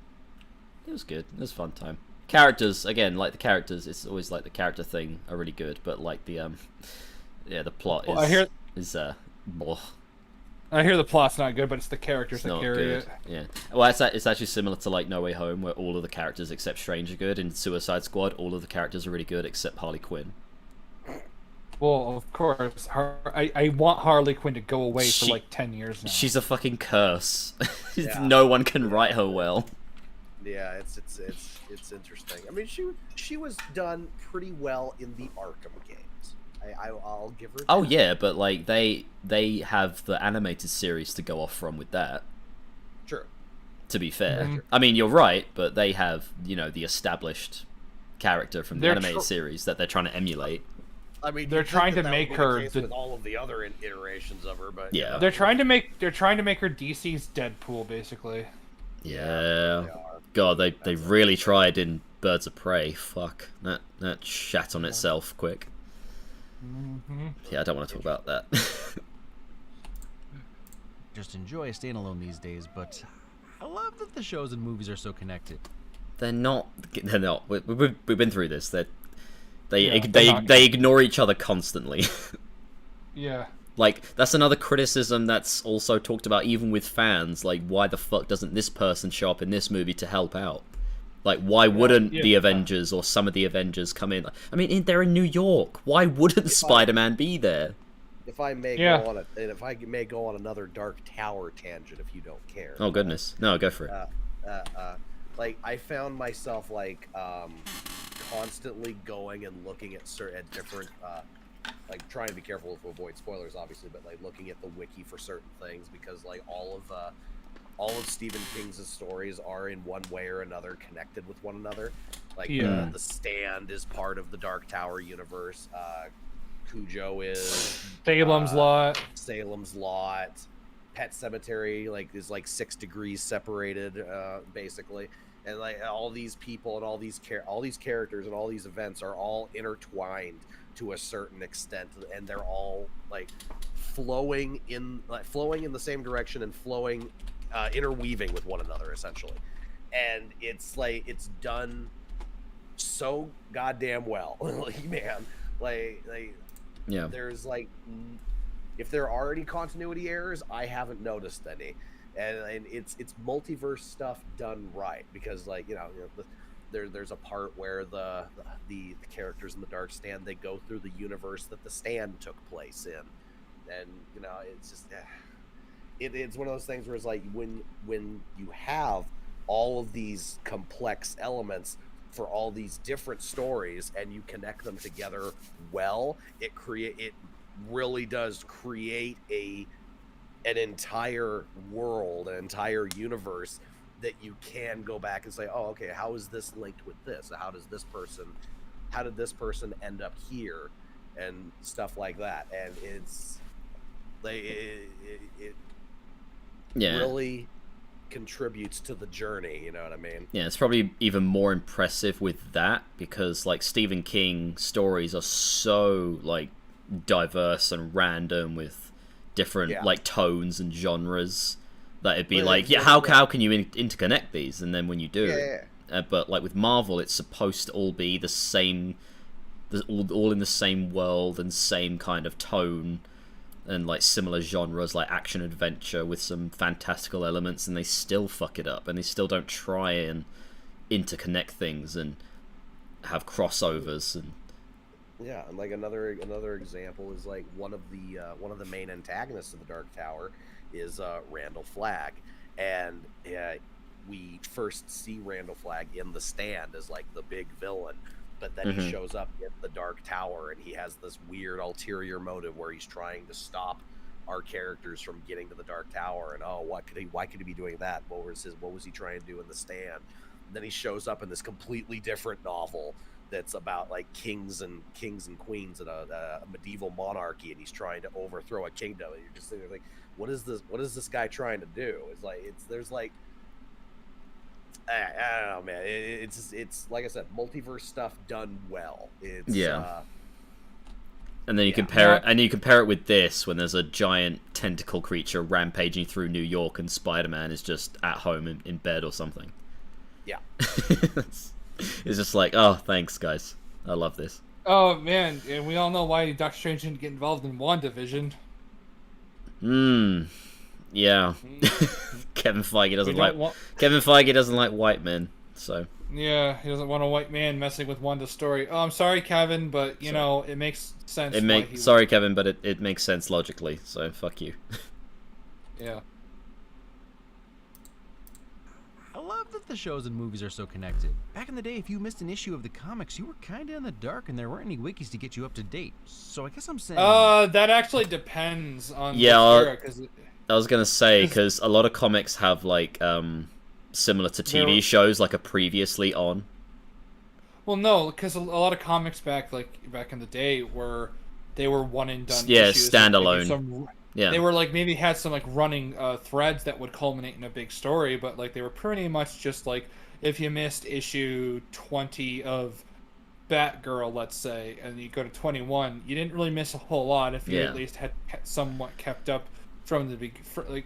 But nowadays they're written for the trades, so they are more or less continuing. So if you, it's kind of an issue people kind of like they were kind of like a network weekly television. Yeah. Like just like a new story every week or something like that. Yep. Yeah. So he's kind of, yeah, it's not entirely true. It depends on the era, but like Yeah. it may be true now because I think they are written for the trades these days. Well, I was actually going more recent. Like more recently, they do oh, this is what happened, in case you're not caught up. Yeah, they do that in modern comics. That's I guess one good thing they do. Yeah. I guess, yeah. Of the comics, you were kind of in the dark, and there weren't any wikis to get you up to date. So I guess I'm saying, consume all content, you plebs. Yeah, that seems right. That had to be a joke. No, That had to be a joke. I don't think so. I don't think so. Consume all content, you plebs, because like it's like he has to be poking at the fun people calling him a consumer. He is though. I know he is though, but he has to be poking fun at the people calling him. Comment section look like? Let me see.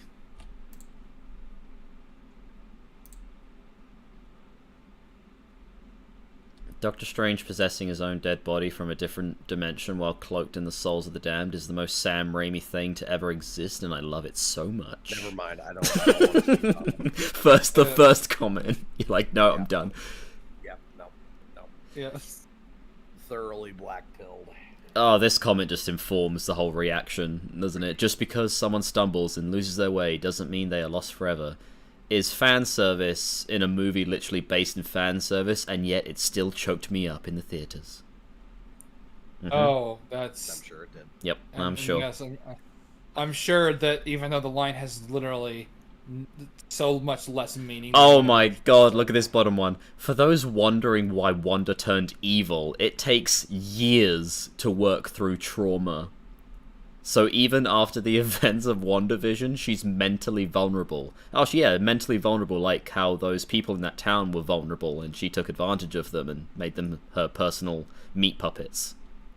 Oh yeah, yeah, or like how a teenage girl is vulnerable and to evil demons. Yeah, she kidnapped. Oh, it goes on. Oh, the classic fucking take a shot every time you hear this, and the Darkhold corrupts people like that. It's the Darkhold, guys. It's the Darkhold, guys. It's the Darkhold's fault. It's the Darkhold's fault. It's the Darkhold's fault. It's the Darkhold. The Darkhold did it all. Okay, it's not her. She has no agency. Well, no, even like what is it, like Sinister Strange? Wasn't his whole What If episode not the Darkhold, but just him just going mad, and he's trying to find a way. Every time they do this Darkhold argument, they always contradict themselves, because he said like, oh, it takes years to work through trauma. So he's saying it's her doing it, like this is all her, like she's working through her trauma, but then it's just like, no, but it's also the Darkhold. It doesn't work, and it will never work. Stop using it. Stop using that argument.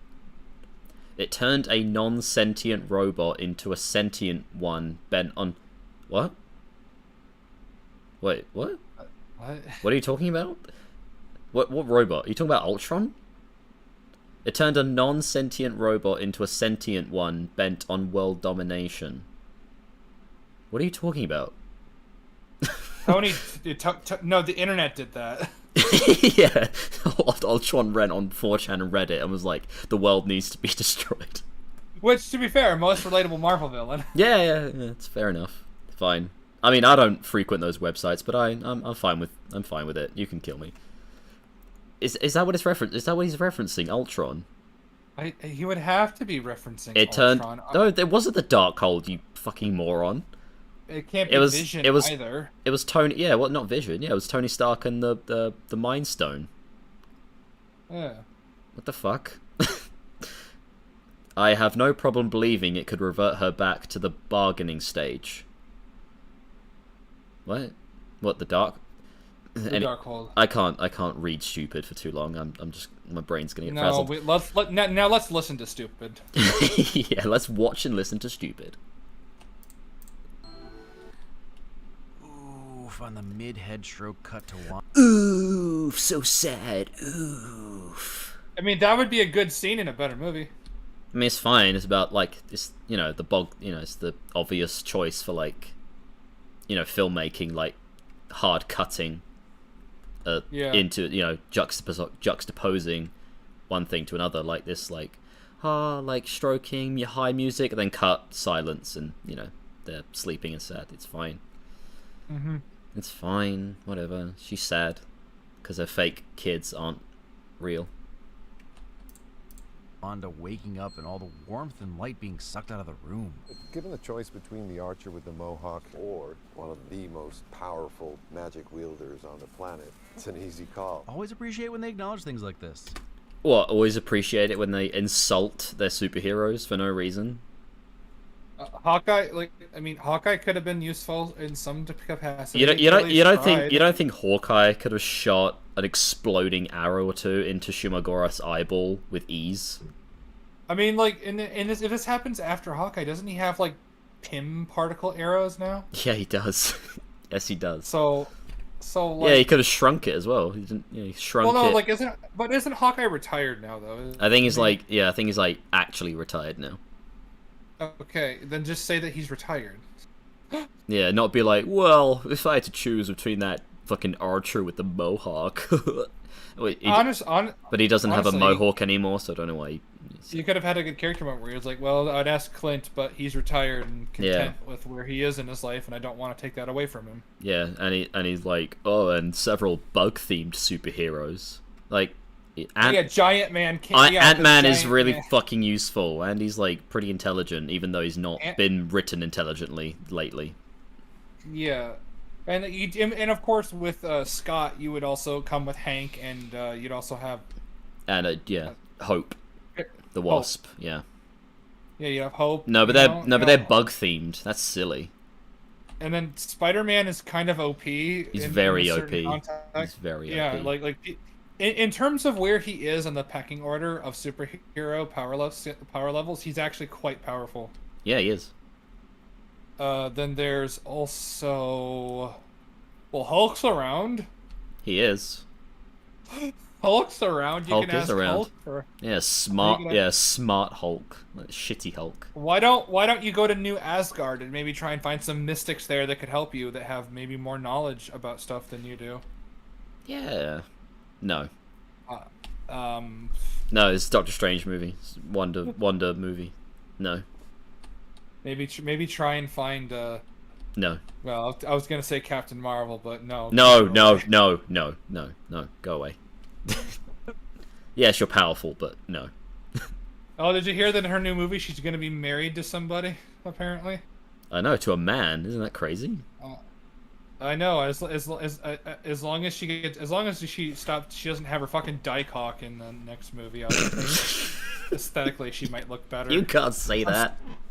I'll say it if I fucking want to. I'm sorry. Even if you're right. Haircut. Even if you're right, you can't say it out loud. I can't. I hate the haircut. It looks so dumb. Oh, but wait. CinemaWins acknowledges the Hulk thing. Oh, okay. Someone like Hulk is super powerful, but sometimes you don't need Hulk smash. Sometimes you need Hulk sit this one out. Why don't you need Hulk smash? He's Professor Hulk. Hulk can solo Shumagorath in 10 seconds. But Hulk is also Professor Hulk. Go away, Rocket League. As much as we hate Professor Hulk, he's in control. Yes. This isn't a rampaging like Age of Ultron Hulk. Yeah, this is. Yeah, but like you know, we don't need a Hulk smash. Sometimes you just need to sit this one out. Why don't you go to Wakanda for help? Oh my god. Oh wait, well, they don't, Jake. They don't help people, Jake. You can't do that. No, you're right. Yeah, they don't help people. They don't like helping people. Because like, doesn't Wakandan Boogaloo like open up with T'Challa's like? Yeah, aside from T'Challa's death, but like his mom just going, we're not going to share our vibranium with the rest of the world. We won't share our resources, even though T'Challa was like, we need to share our resources with the rest of the world.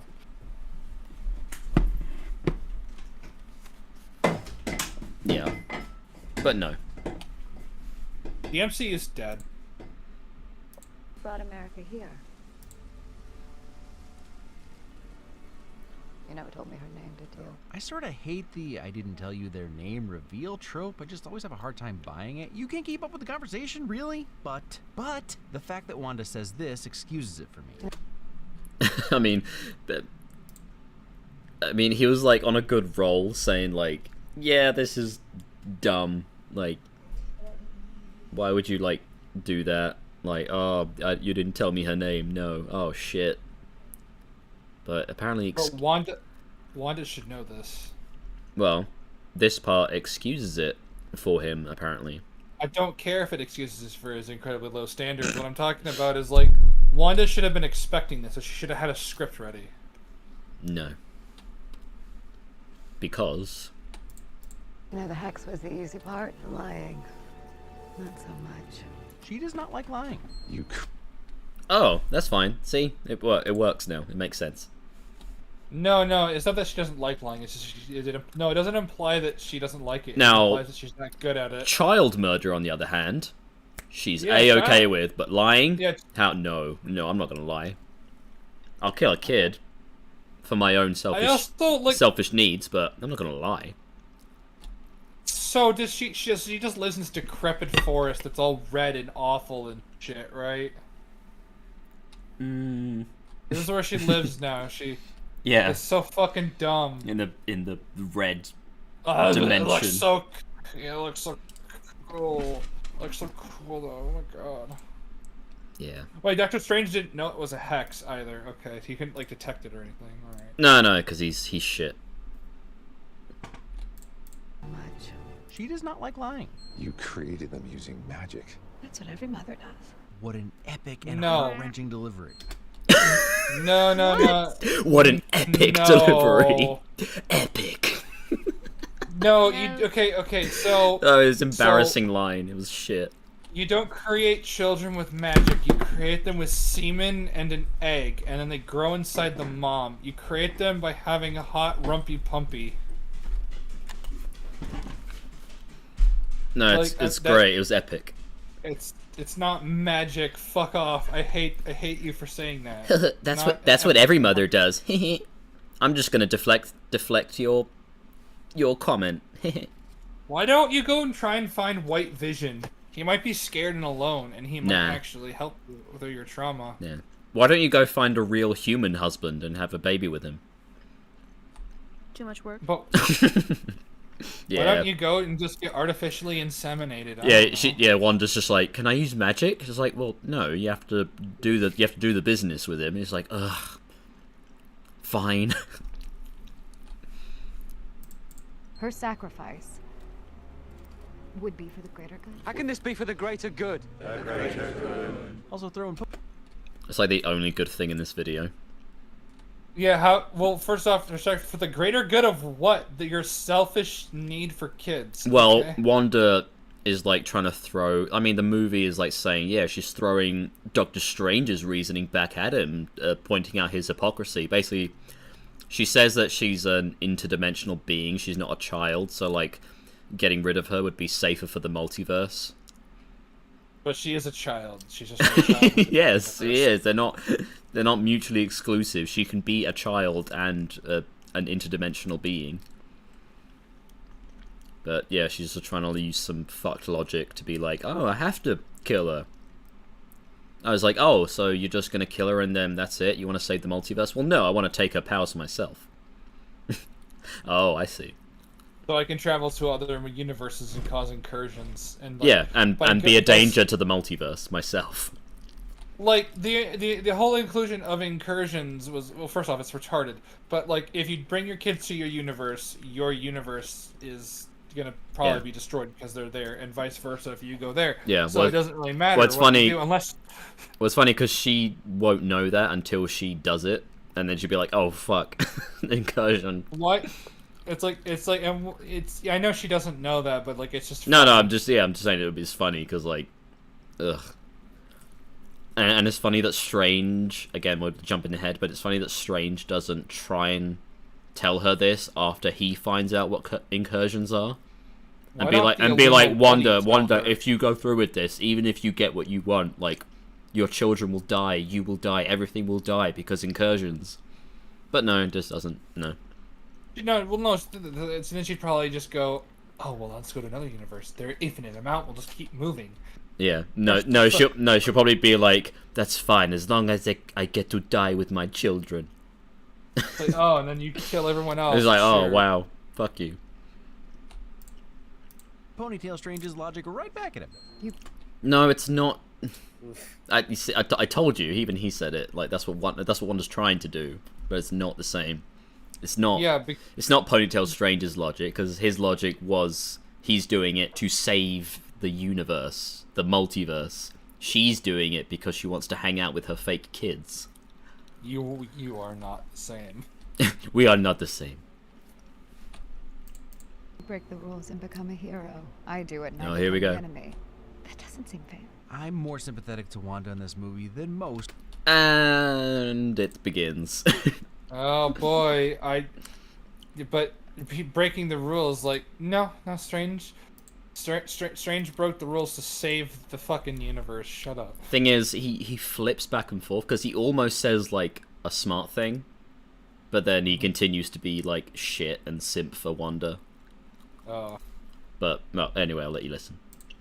Doesn't seem fair. I'm more sympathetic to Wanda in this movie than most, but I'm not sure that line is the dunk she thinks it is. Strange's rule breaking was to save existence. Wanda's was in response to her own trauma and only benefited her. I'm not even saying if Strange was right, but it's still a false equivalence. Exactly, and it doesn't deserve a win. Yeah, that's a win. Did you see that? I was waiting for you to react to That's that. a mark against the movie. Yeah, Yeah, it doesn't deserve a win. I was waiting for that reaction from you guys. It's still a win. That's not a win. That's like, you know, literally like, yeah, he's just like, that comment wasn't as much of a dunk as Wanda thinks it is, because it's a false equivalency. This is good. Yeah. Painful. It isn't so much a win counter than comments he has on the movie. Yeah. Number of comments on. Yeah, they're not positives or wins. They're just things he has thoughts on. Yeah. Oh god, let's look what he says about this fucking hilarious shot of Wong. Raimi. That looked awful. Raimi. That looked Raimi. shit. Sam Raimi. When has Sam Raimi ever done that? I don't think he ever has. As somebody who has watched all of the Sam Raimi movies for the most part. Yeah, me too. Yeah. Like, I don't think I've ever seen that. Yeah, I don't remember at one point in the Spider-Man trilogy, like, I don't know, Harry Osborn, like, fading into the screen in a close-up or something. Yeah. Didn't Sam Raimi work on Xena also? Maybe. I know Ted Raimi was in Xena. Ted Raimi.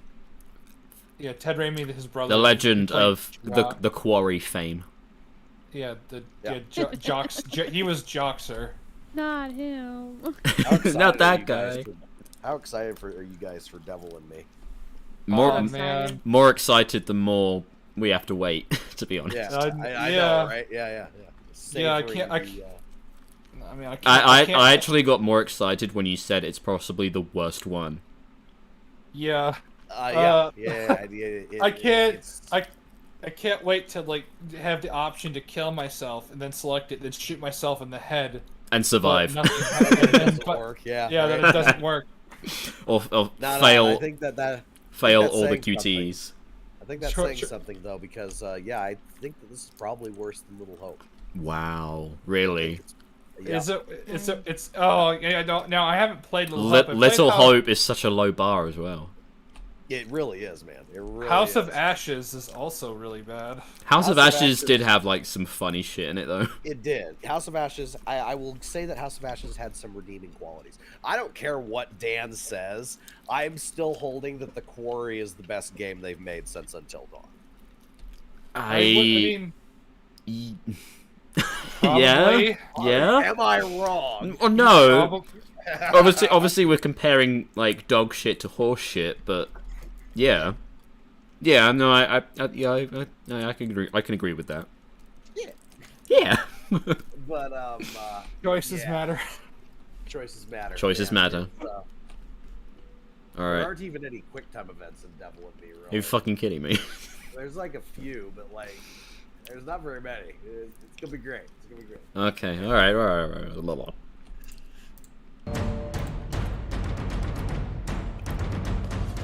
Loving how the diegetic war drums. Why don't you have guns? Because they're sorcerers. They don't. Yeah. Why not have magic guns? Well, guns are scary. The cannon. Yeah, got cannons and bow and arrow. Cannons are like big guns, you see. Yeah, that Yeah. are like harder to move and Boom. slower to reload and shoot. I hate it. So of course it'd be efficient with magic users. Yeah.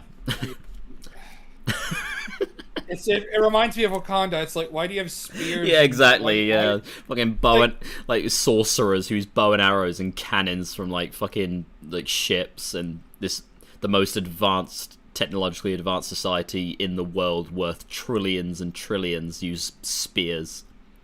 Like, it'd be one thing if they had spears for, like, close combat. Whatever, it's silly, but fine, whatever. They're trying to keep with the African theme, but they use guns for long range and shit. But it's like, no. Infinity War made them shoot lasers, Yeah, which I was just about to say, better. yeah, I mean, they're still spears, but they still, like, they still retconned it so they actually had, like, a technological use. Like, you could actually use them in long range and close range. Yeah. But yeah, Well, I would why just not I would just just have- not have spears, to be honest. What? Actually, why not just have guns that turn into spears when, like, you get close up? It's silly, but you know what? You have...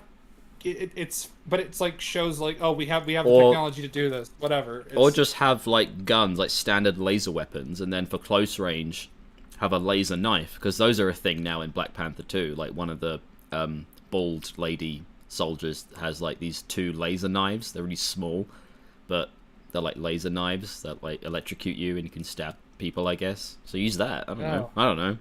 It's Wakanda is shit. Yeah. Well, Okay. I'm not saying it's good. I'm just saying there's options. Wakanda's shit. I like my version better. Yeah, yeah. Basically, yeah, Wakanda's shit. Get better weapons. Mr. Moss is the homecoming London Sanctum. And you're talking Green Bull, exciting stuff all around. Minotaur, I know. Live action Rintra is pretty dope, honestly. Wow, live action Rintra, what everyone was clamoring for. You guys know Rintra, right? No. No. You guys know Rintra, right? No. No. No, you guys know Rintra. Rintra. I know Rom Space Knight and the that he's green not the Marvel green Minotaur anymore. from Marvel. Rintra. Come on. No, come on. No, come on. Let's stop memeing. You guys know who Rintra is, right? No. No. No, you do. Like, why? Come on. Stop joking around. Like, everyone knows. Stop Everyone knows who Rintra is. Stop gaslighting me, Tom. I You're- let you make love to me last night. Is that not enough? No, you're gaslighting me, you idiot. Tell No, the you. people how much you love Rintra from Marvel Comics. I don't know who Rintra is. Stop lying to me.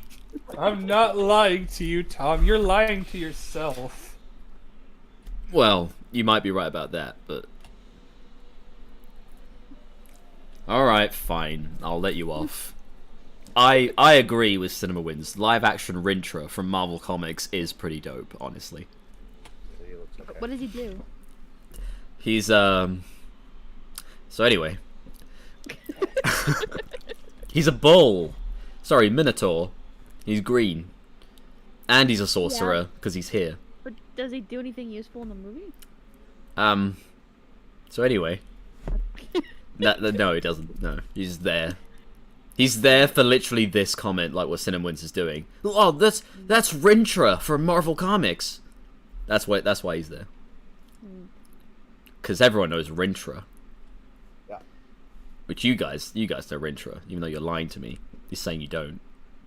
When you clearly do.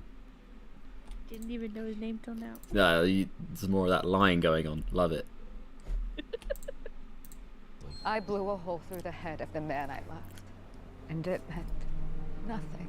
Yeah, since Strange gave Thanos the Time Stone, I can imagine why she'd be a little extra peeved at him. Is she aware of that? Well, apparently, like, Strange, yeah, giving the Time Stone to Thanos is now kind of become, like, public knowledge to an extent. I mean, definitely among the Avengers and all the superheroes know what he did. Okay. So, I guess that's the one thing she can be like, man, like, oh, you did that, and it got Vision killed. Wanda, White Vision is out there, and he has the memories of old Vision. Go find him. No, you have to wait for his Vision TV show for that. You have to wait, consumer. he's getting a TV show now? Come on. Yeah, I think it's called Vision Quest. Wow. Yeah, wow. he's gonna go on his own adventure, or an adventure of someone else trying to find him. I guess. It turns out he gets married to another woman and has kids with her. and she looks like Scarlet Witch as well, but it's It's another redhead. yeah, it's another foreign redhead. No. He gets married to someone that looks like Agatha Hark. Agatha Yeah. all along. No, he gets married to Agatha. Oh yeah, he gets married to Agatha and they have kids together. Yeah, and then he goes back to Westview to free her from the mind prison and marries her. And he's like, Wanda, how could you have done this to this innocent woman? I love her now. I don't love you anymore. Isn't Wanda dead? No. No. Cool. There's a little red flash when she destroys Cool, the she's Dark not- Cold Tower. Even if there wasn't, are you seriously gonna think Marvel will have the fucking balls? Too much to hope. Yeah, exactly. I mean, she deserves death, but, you know, she's not. I mean, you're gonna run. I'm gonna run. We're all gonna run if you hear you. How is it that her magic was able to get through the thing when her other magic can't get through the thing? Well, that's a good question. For another time. Yeah.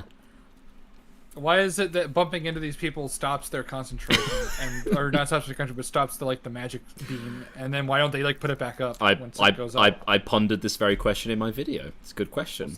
There's so many good questions. Mind controlling them. Well, that is the implication. Like, it's supposed to be from Age of Ultron, like when she manipulates their brains, make them afraid. But obviously the question being, how could she do this through this magic barrier that presumably stops magic? I don't doubt that she could do this, because she has done it. Yeah. It's more so, how could she do this when there's a giant magic barrier in her way? Yeah, I was more confused by what the moron was saying. Something about, you're gonna run if you hear this, right? Yeah, right? Well, no. You're gonna run and you're gonna run. If you hear run, you're gonna run. Isn't that? If you hear come, you're gonna come. I'm just imagining Wanda do that in the scene. Come. No. What happens is she wants her kids, so she's like, she since Peter Parker is an adult now, since Peter must be miserable all the time according to writers, she mind controls Peter into that, and then she goes come, and then he cooms inside of her, and they have spider babies. Oh Jesus! Well, at least she gets her wish for kids. And I say that because Peter's an adult in the MCU now, so I can do that. Yep, it's fine. He's in college. It's fine. Yeah. He's at least 18, so he is an adult. Yep. We can start doing that now. Yeah, we can make that joke. It's fine, people. It's fine. Yeah, because Peter can never be happy. No. It's this thing that the writers and fans have. They must see Peter Parker suffer all the time. Yeah, it's faithful to the comics. He's poor and miserable in the comics, so even though there's tons of comics where he's rich and owns a company. And the times where he has a stable income and a loving wife. Yeah, but nah. Love to see her using her OG Age of Ultron powers. Yeah, there you go. Finally get to see how powerful Wanda actually is in a wide shot where she's taken out dozens of sorcerers at a time. She's literally murdering them, but okay. Yeah, but it's nice to see how powerful she is. I mean, she's so sympathetic and reasonable. Yeah, she's so sympathetic. And reasonable. This is her being reasonable. Oh my god, I can't wait for what he says about this fucking shot. Raimi! Oh! Raimi! I don't think that's a Raimi shot. I haven't seen as many Raimi movies, but I don't think that's a Raimi shot. Fucking moron. Just so vapid, meaningless commentary. Are you really not going to talk about how that was so unnecessary and gratuitous and violent and evil for her to do? But just be like, Sam Raimi. He is more sympathetic watch the Evil Dead movies sometime. Yeah. They're really good. Yeah, they are good. I fucking. And Ash versus the Evil Dead. I don't know if this is a hot take. Well, maybe not a hot take, but like not common. But I think Army of Darkness is the best one. Really? I do. Interesting. Yeah. Fair enough. Have you watched Ash versus the Evil Dead? I've only literally seen the first episode of the first season. Oh, you're missing out. Like Ash versus the Evil Dead is some gold. Yeah, but it's a shame that the ending is kind of crap. The ending is a little crap, sadly, because they did the thing. Did it get cancelled? It got canceled. Fuck. They did it in a way where it still acts as a finale, but you can tell they wanted to do more. You can tell they wanted. Well, for me, it's just like, oh, okay, that's how it ends. So like a lot of that stuff is just kind of meaningless now. All right, cool. Yeah, but the show is still worth the watch, I would say. I've heard it's really good. Evil Dead Rise is not going to be good. Wait, there's a new Evil Dead thing coming out? Yes. Oh yeah, fuck yeah, fucking Die Hard mixed with Evil Dead. Yep. It's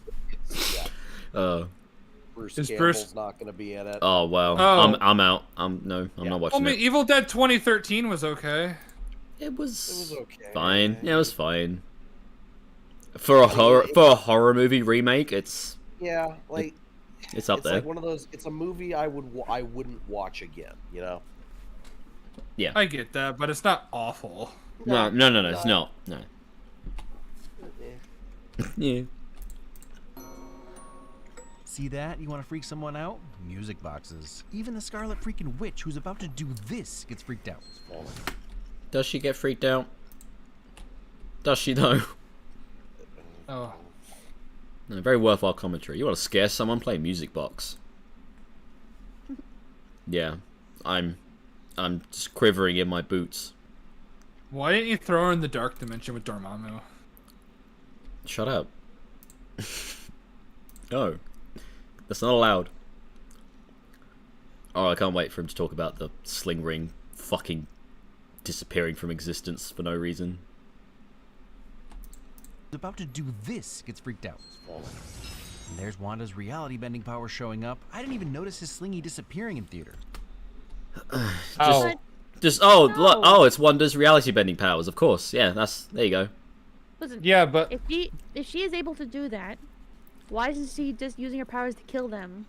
Well, that's one thing, but she's using her reality bending powers in another reality. That's what I brought up. She's currently in the mirror dimension, and she does this. She just instantly disappears him. She knows exactly where he is through, I don't know, mind telepathy, and disintegrates the sling ring. Literally at the moment he was using it. Like, wow. Wow. I always thought the reason why they called it the mirror dimension is because it's a quote unquote mirror of our world in certain ways, but it can I don't know. I never got the impression that you can access it through reflective surfathing. It's not like a fucking Rick and Morty joke where it's literally mirrors that you can break. Oh, we're going to the mirror dimension, Morty. Like, oh my god. Like the blender dimension. That's the oldest trick in the book. But yeah, no, and we'll get to her escape very soon. But yeah, this is just discussed the way it's like, oh, there's Wanda's reality bending powers. Yeah, of course. While she's in a different dimension and she knows Strange is here. But yeah, full-on nightmare stuff here. Heck yeah, Samara. Oh, the ring reference, because she crawls out the TV. That's not really what I was thinking of. Sam Raimi! If anything, this is more of a Sam Raimi shot than any of the other things he's been saying. But it's the ring. It's like the ring, because a girl crawls out the thing in a ring. Yep. Why not say Sadako instead of Samara and be based? Because he's not based? I think Samara has a better ring to it myself. Haha! Yeah, but don't you understand that the novels in which the franchise is based off of, Sadako Jake, has a penis. Jake, hey, stop holding a grudge. Kill yourself. Hey. You know, Sam Raimi had a big part in those movies. He didn't direct them by any stretch of the imagination, but yeah, he was part of the Grudge movies. Oh yeah. They're pretty funny. They are. The first one is actually pretty okay. The first one's good. The second one is. I haven't seen the third one, and I saw. Oh, the third one's funny. I haven't seen the third one. Really funny. Did you watch the 2020 Grudge? Yes, it infuriated me. It's awful, isn't it? Yeah. Great idea to fucking take the Grudge and take Kayako and Toshio out. Like that's that's some supremo planning right there, man. Anyway. And this is some commitment. She either cut herself on all the glass or more likely the sharp broken edges of the gong she forced her way through. So then how the fuck is she alive? Magic. Oh, yeah. What am I talking about? Yeah, of course. Did you forget about the magic? Magic. Well, yeah, I did forget about the magic. This movie forgets about the magic. It's witchcraft, Tom. Oh yeah, it's not sorcery, it's witchcraft. Witchcraft. This isn't sorcery. It's witchcraft. Audience gasps. It's pisscraft. It's shitcraft. But yeah. Oh, and he's not gonna explain how she traveled through reflections to get out, because that's the explanation. Like Doctor Strange just says that. The reflections. She's using the reflections. How? I don't know. Good question. She just is. She just is. That's the explanation. He's just he's describing the action, and that is also the explanation. She's using the reflections. It's like, yeah, Stephen, but how is she doing that? She's using the reflections. Cover the reflections in the room. Cover the puddles in this dry room where for some reason there are puddles in here. This movie's bad. Very bad. Loving these huge horns. I just you get to a point where you hear a thing and it's just like, yeah, okay, cool, dude. That happened. It's just like, maybe not gonna talk about how Doctor Strange was just shat on so easily and him and Wong didn't do anything to fight back, and Wanda just like yeeted him across the room with one move and he's out for the count. No horns. Yeah. Love those. Yeah, horns. Love those huge horns, guys. Yeah, horns, of course. Love those horns. I know some people's eyes might glaze over during sequences like this, but I never get tired of them. Oh, we know. Yeah, because you're a simpleton. You don't get tired of anything. You love horns, for goodness sake. you talk about the horns in the score. You like pretty colors. Yeah, I mean, I like pretty colors, but I also like good movies. So, yeah, it's a bit of a dichotomy, isn't it? I mean, there you go. There are some bad movies you have to like. Oh yeah.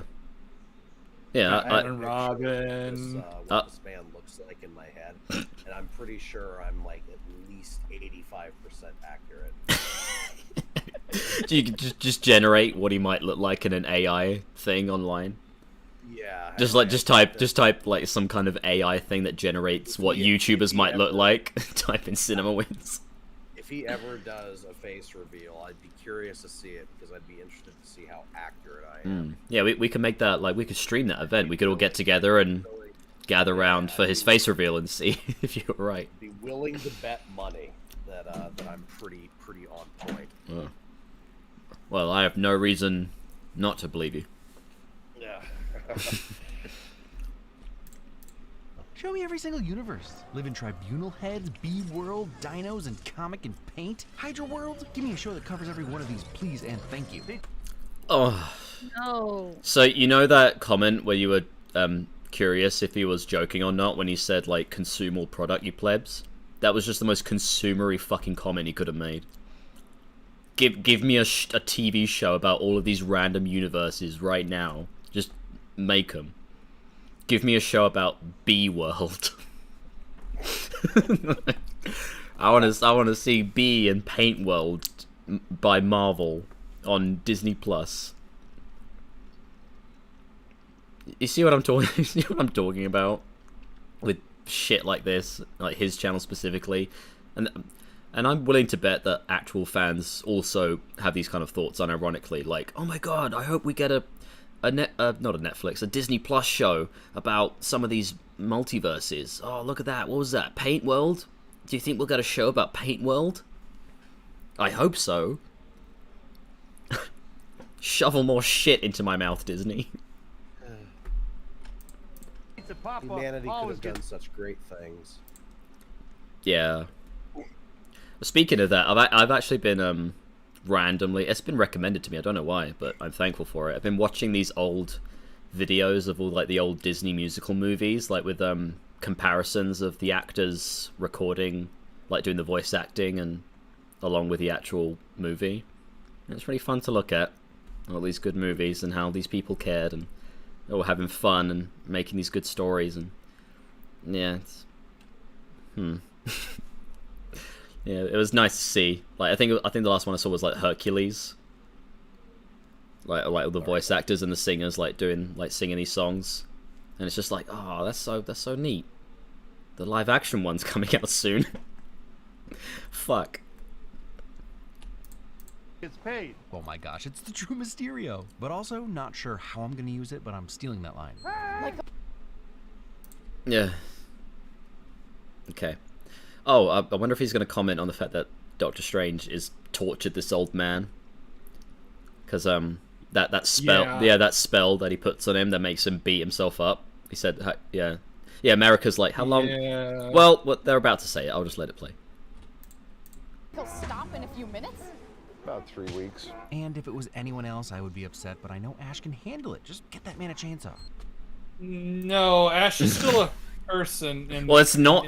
Yeah, but it's not Ash. I know. It's an old man. It's an old man in a Marvel movie.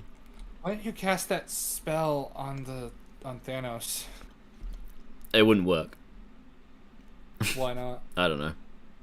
Why did he do that? Because he was annoying him? Well, because America Chavez stole some pizza and was like, food is free in most universes, which I don't fucking buy for a second.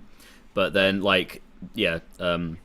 Bruce Campbell pops up like, hey, you didn't pay for that. And she's like, oh, I guess it's not free. And he's like, come on, you got to pay me, which is like the most like relatable, like, yeah, pay him, you stole his food. Yep. But like, he's the asshole.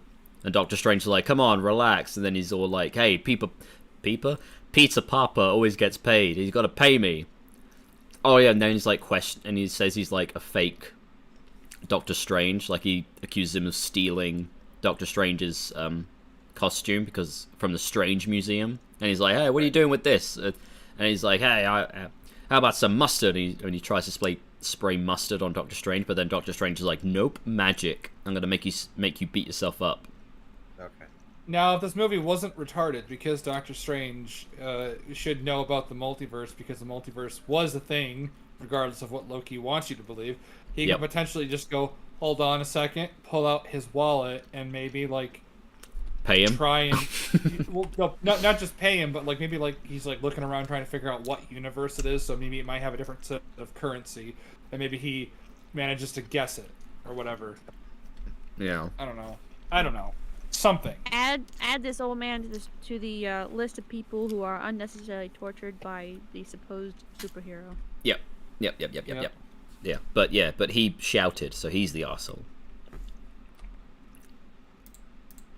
So 838 is just the cool universe? It's not the cool universe. I'm sorry, the memory store. It's not. Oh yeah, we're about to get to that, but like, it's not the cool universe. Black Mirror tech? This shit would not be in Black Mirror. What the memory store would be in Black Mirror episode. Yeah, that'll be a riveting episode of Black Mirror. Look, it's your memories. Cool. I was gonna say, like, what do I do now? Yeah. Like in Black Mirror, it was done better. Oh yeah, and I think I know what the one is. It like yeah, they have everything recorded. Yeah, they have Neuralink basically. Yes. Yeah. Yeah, and they could record their memories and all that nonsense. Yeah, that was much better. That was good. Yeah. Black Mirror used to be really good. It did. It did. Yeah. Yeah, Remember until the Empire Netflix, until the until the Netflix nation attacked. I mean, some of the earlier episodes of like when Netflix took over were still like actually really good. There were some that were good, but like It stayed pretty hit or miss for a while. I yeah, noticed. Like, it was, but later on, like 4 and 5, it's just like, oh man, like what are we doing anymore? there's like zero commentary you're doing now. You're just I don't even know what the commentary is. But yeah. Has all the Black Mirror tech, but it's like good. What do you mean good? Like what? Like it just seems like a waste of money that you would step on a thing and then like your memories would be projected for everyone to see. That seems awful. Yeah, what do you mean good technology? Like what you want, a memory store? Is that what you want, CinemaWins? You want a memory store in real life? Why? It's like the lamest thing. It makes sense that young kids with intense superpowers really would cause some problems Brightburn style. That's not well. Okay, so first off, in Brightburn, he goes around fucking killing people. America just accidentally opens a portal in a dumbass way and sends her parents to another universe. She accidentally opens a portal because a bee landed on her hand. Wait, holy shit! The universe that her parents are in is probably destroyed now. Oh yeah, because incursions. Yeah, well, and that's just hilarious because of this upcoming line where her and Strange talk, like, and he's like, "I'm sure your parents are alive. If they're anything like their daughter, I'm sure they made it out okay." And it's just like, wait, shouldn't the main MCU universe be in danger since America's living there now? Shouldn't it be in danger? That's a good. Yep, I've said this. Yep, and she's been there for a while. Oh fuck! God damn, I hate it. Yep, I hate it. Well, at the end of the movie, she like stays there, and I say that in my video. Well, she's gonna cause an incursion now. Great, happy ending. It has to be hard to come up with alternate universe fashion, but I love the subtlety of 838s. Different configurations, weird scarf placements, but everyone is wearing shades of black and white. It's so superficial. Like I feel like it's just a way they didn't have to like, I don't know, try. Yeah. and it's not intuitive. Like why would they be wearing all black and white and grey, and why is everyone wearing a hat? Like what's the explanation for that intuitively in this universe? Like how does that translate? When this is just planet Earth, but like slightly random weird things. You think they live in pods in this universe? Maybe. Who knows? Who the fuck knows? Everyone wears hats for no reason, even though it's sunny. I want to watch Always Sunny right now. Yeah, but we're not. We're watching this. So I take my piece, and then I started blasting. Bang, bang. Suicide is badass. But no, yeah, fashion, great, very subtle fashion. Draws attention to the multicolored flowers and verdancy everywhere. It also seems like you can't be out in public without a hat. Are they together? Yeah, it's like some dystopian, like, communist, totalitarian government where everyone is mandated to wear a hat. Oh my god! It's not communist because the food's not free. Ah, good point. No, it's not. No, it's you have to understand. Most universes. No, it's not communist because there's food to actually eat. Ah. Well, yeah, that too, but. Well, you're both right. Okay, so it's just an Orwellian totalitarian state that's not communist. Yes. Alright, got it. Cool. We sussed it. No, they didn't talk anymore. He blew it. Of course. I wonder how many Lees blew it with other Julias. Nah, none. We've got game. Does anyone know what that reference is? Is Julia his wife? Or something. What? Is Julia his wife? Oh, what, CinemaWins? Yeah. Oh, I don't know. His name, because CinemaWins' name is Lee. Oh, is it? I believe so. Yes. Oh. Okay. It's interesting that that he would have that thought. But what? But is he referencing? Is he referencing something else? I don't know. That's why I'm asking. It's such a weird thing. Oh, it's a okay. weird fucking thing to throw in. This is why like Sins and Wins videos are so fucking. I also have a hard time believing CinemaSins has a wife. Yeah, that too. But he does have. I believe he at least at one point in time he did. I don't know if he had a kid or not, but I think he was married. yeah. But it's interesting they would bring up like, oh, I wonder how many of me's blew it with my wife in other universes. I have a girlfriend, guys. I have a wife. She's real and she's female. Yeah. All right, whatever you say, Lee. If that is your real name. Name for ages. All right. Hugging, although Strange really nailed. Hugging. Ding. The didn't really think we were there as friends type hug. A dream walking. Well, it's an alternate universe, Carl Mordo. How many times did they fucking reiterate? In their universe, their Doctor Strange and Carl were probably buddy and hugged. Yeah. Like, whatever. Until they executed him. Yeah, yeah. I mean, hey, I mean, they probably were really good friends before the execution. Until they executed him because he decided to try and save the world. Yeah, because he saved the multiverse, so they killed him. Yeah. That translates very well. But we'll get there.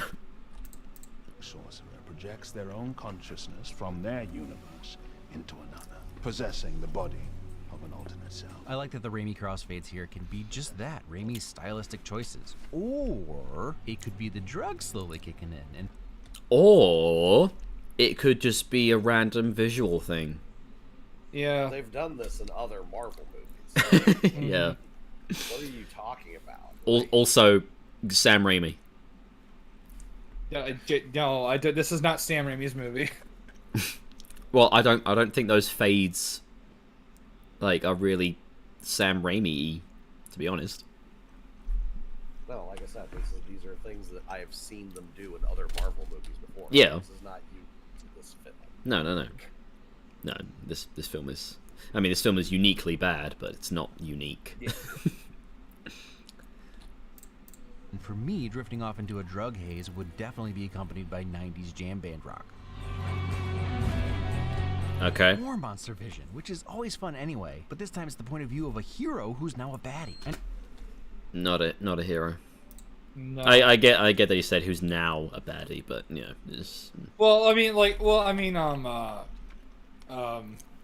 Wanda is probably a hero, not the one we're from. Oh yeah, she's innocent. Yeah. I know we all have TikTok filters that can do this, but nope, that's still gonna haunt my dreams. Especially with the way the champagne remains still. Why you gotta be a dick to your old self, Wanda? Imagine having TikTok. I have one, but I only post memes there. I was gonna say, imagine being haunted by that, something so not that scary. Listen, Will, I only post memes there. All right. Yeah, I mean TikTok is a meme. Listen, if China's gonna try and get my information, I'm gonna make sure that they see all the horny. Fair enough. Man, I just love the Tempest in a Teapot shot. Well, teacup shot. With the seagulls and ocean sounds to go along. Yeah, there what? Is a tempest inside. There is a tempest in me. just the mug, like, grows a face and starts going, there is a tempest in me. But also, why is there a tempest in there, CinemaWins? Why is the ocean in her tea? Magic, shut up. Okay. It's cool. Sam Raimi. Cool visual. Ooh, the fourth wall is translucent. The Scarlet Witch just looked me in the eyes. Okay, calm down. Okay, like... No, there's a clip. There's that reminds me of that scene in that one SpongeBob episode. Oh yeah. Bubble Buddy. Yes. Where Pearl shakes the hand of her favorite musician, Then she says, "I'll never wash this flipper again." Yeah. Bubble Buddy shakes her hand and it washes it. Yeah. The bubble cleans the hand and she's like, no! So, this is what I want to know. How can Pearl be Mr. Krabs' daughter? Well, Mr. Krabs... Okay, we're going down this road now. Mr. Krabs had sex with a whale. And presto. She was adopted, honestly. Or that. But I like my theory better. It's more fun. I actually forgot Mr. Krabs had a daughter. Yeah. She's not in it much. I do like the episodes where like SpongeBob goes to the prom with Pearl. That was kind of a neat episode where it's like, yeah, I forgot about that Yeah. episode. yeah, it's like one of the earlier ones where, that's- before SpongeBob. Yeah, That's when they did. That's when they did the sponge. Back when Yeah. SpongeBob was good.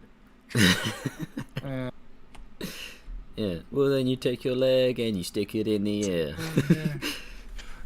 So remember when Squidward got brain damage and became mentally a baby and then shit himself at work?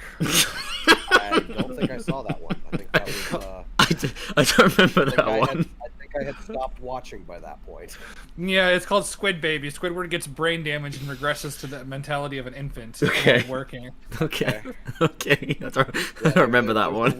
There's a reason I stopped watching it after. Oh. I think the beginning of season 4. I think. Is I when I was like, It didn't take me long to stop watching after. Yeah, I think it was after the movie when they changed the animation style. Yeah. And then I think I watched a season of that and stopped. Yep. It really peaked by the movie. It did. I mean, the movie is fucking great, so it's similar to Marvel with Endgame. Like, you should have stopped watching after Endgame. Like, you should have stopped watching SpongeBob after the movie.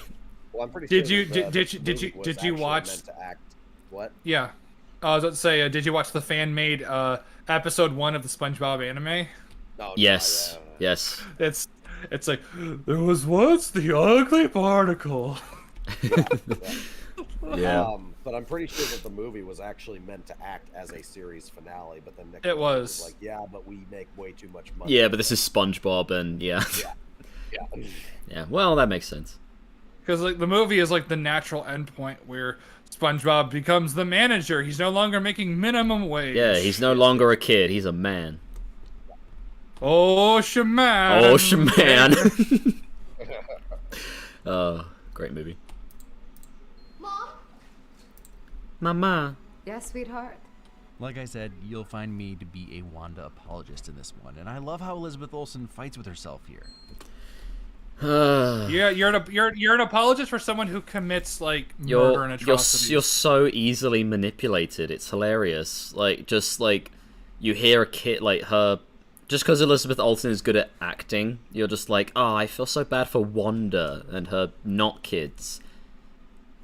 Why? They're not hers, and she's killing people just so she can kidnap them and kill this innocent universe Wanda as well, because she's going to take over. Yep. Yeah, but very sympathetic, very reasonable human being. Scarlet Witch is. Scarlet Witch is delusional. Scarlet Witch is the Scarlet Bitch. Elizabeth Olsen fights with herself here. It's like Cobb in Inception, where all he wants to see is his kids' faces, but knows they aren't real, so he refrains. In this case... Oh, does she know they're not real? Okay, but they are, but these kids actually are real. They're Well, yeah, not hers. these ones are real.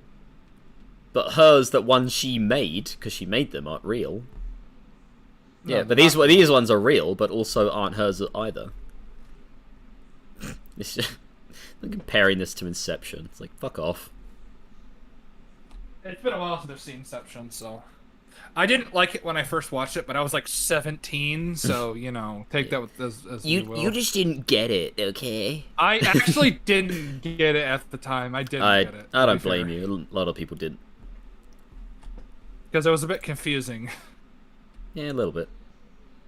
But I guess I would need to rewatch it with a more adult mindset. Yes.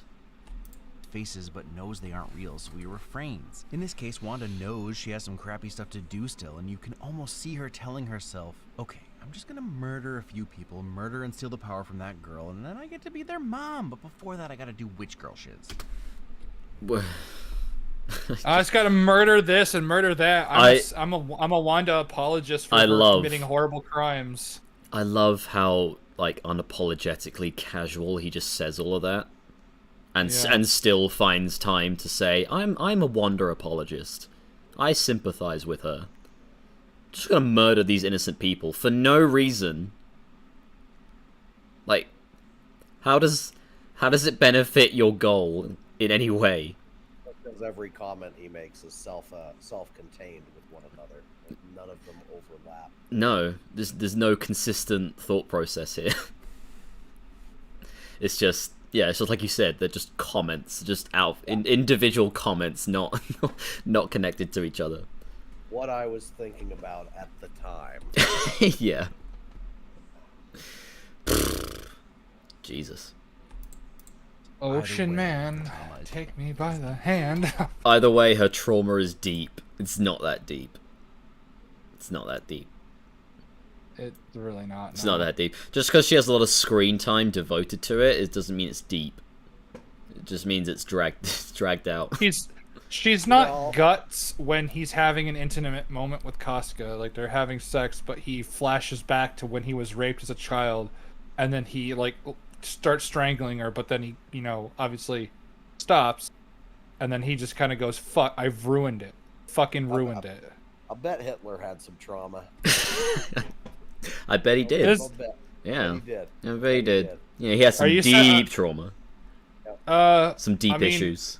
There was actually a story of a World War I guy who's like actually very I think he was the most decorated officer of the British Army in World War I. He almost killed Hitler, but he decided not to. Wow. It's because he saw, you have trauma. Yeah, I sympathize with your plight, Hitler. Yeah, he was just like wandering no man's land, injured, and the man couldn't bring himself to do it because you see, this was in World War I before. You're like, he's just a guy. He's obviously injured. I can't do it. It's like, when you had humanity in him. Yeah. I bet he regrets that choice. Yeah, he's telling that story now. He's like, fuck, man. Like, you try and do a nice thing, and it's just like, it turns out to be Hitler. And he's just like, fuck. Yeah. But yeah, no, Wanda's trauma is deep, so killing is justified. Yeah. We promise to be good. I take it back though. That song makes me think she should. That's fucking cringe as hell. Why did he give that a win? He just acknowledged that it was cringe and awkward, and he's just like, win, ding. Ugh. Yeah, again, going to your point, Will's just comments, just random comments, and everything's a win. Even when he criticizes it, it's a win. Yeah. That moment was no more or less cringy than anything else. Are we gonna get a Raimi moment for that? Are we gonna get a Raimi for that? Well, probably. Well, you think she should just bail? Raimi, come on, say it. Oh no, he says brutal. Oh yeah, when she stabs the book. Yeah, you got to talk about how the Darkhold was destroyed by a knife. CinemaWins. That doesn't even necessarily make sense. Like, it's a magic book, sure, but you stab it, wouldn't it just have a hole in it? And you want it to be like, want it to just be like, oh, this is just kind of slightly harder to read because there's a giant hole. Yeah, I can't quite make out this specific spell because there's a hole there, but I'll do my best. Instead, it just burns and it's not like it was a magic disintegrates. No, it's just a knife. But yeah, imagine what if she threw the knife at the book instead of where she didn't die when she killed the book with the knife? Well, I think she probably still would have died. Well, yeah, Wanda would have killed her, but still. Oh yeah, I mean the book. It would just like reach out with like a fire hand, like, come here, you stabbed me, you gotta die. Oh no. Oh Jesus, I didn't plan to expect this. Then again, I didn't expect that a knife would destroy the book, but here we are. Another sick match cut. Ooh, and this time Ooh. Ooh, camera angles. Camera cuts. As her connection fades, the match cut slips out of alignment. Hot dang. I'm a senior fellow with the Baxter Foundation. Oh man, you have this cool editing stuff that's, kind of okay, but it's Ooh, like... editing. Ding.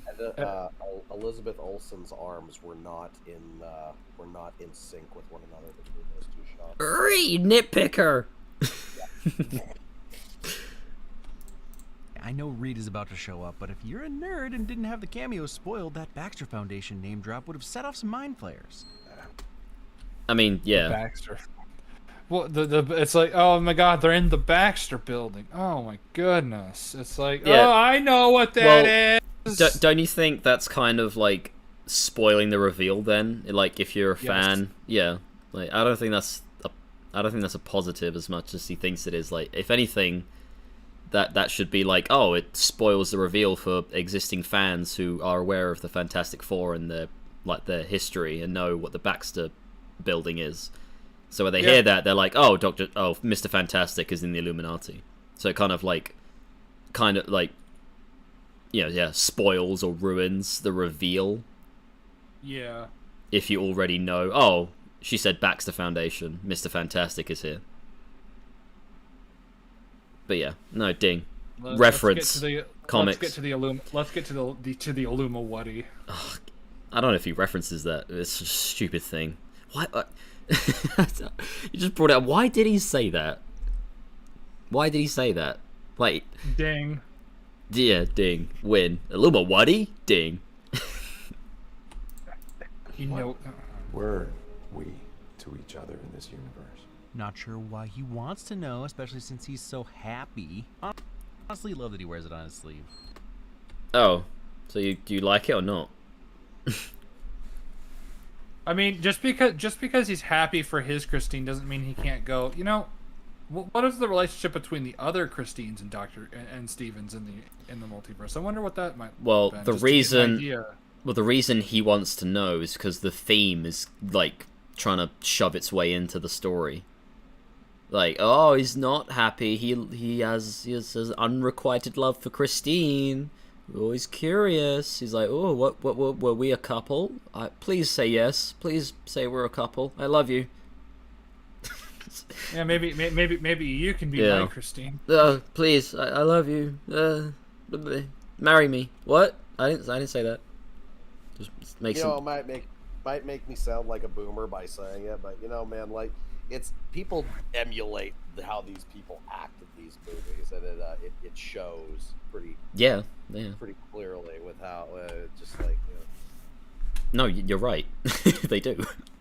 Like how our little genius boy here was talking about how he was going to steal I don't remember what it was, like something Bruce Campbell said, I think it was, like, oh, I'm going to steal that line. This is something that, like, I've always noticed it, and it's always pissed me off how people try and copy mannerisms and certain behavioral traits that they see in movies, and it's like that thing where like there isn't really a way to properly point it out without making yourself look like the crazy boomer yelling about it. But like, it is like these people actually do emulate this crap, and it's annoying. It's funny you should say that, because actually just ringed alarm bells. I'm pretty sure I've experienced people acting this way among circles I'm around, because I'm training to be a stuntman, and so I work in entertainment, so I hang around a lot of like guys who just want to do stunts and a lot of actors and stuff, and it seems to me, even though I don't know them that well personally, but just the way they act, like you said, just it makes me think of that. Like they're just always pretending. They're always like playing up like this extroverted personality, but it's not their personality. Yeah. They're just trying to like emulate like a cool guy shtick. Iron Man or something. Yeah, like they think that like these people think they're really witty and like comedic and like really extroverted and like they got a cool personality and they're just friends with everybody. And like I'm just like, can you talk like a normal human being, please? Yeah, I don't know, man. Yeah, it's weird. It is quite bizarre. Yeah. This shot is awesome. At first, it just seems like a wide shot of Wendigo. It is just a wide shot of Wondergore. You mean no? It's Mount Wumbo. Mount Wonderwall. No, I'm gonna call it Mount Wumbo because that's funnier. Yeah, Mount Wumbodor. Wumbodor. But then we see those tiny glowing specks of Wanda and Wong to give us some perspective of the scale of the temple. I mean, is my that God, basic cinematography? Oh my God! Ding. Like size scaling, isn't that neat? Ding.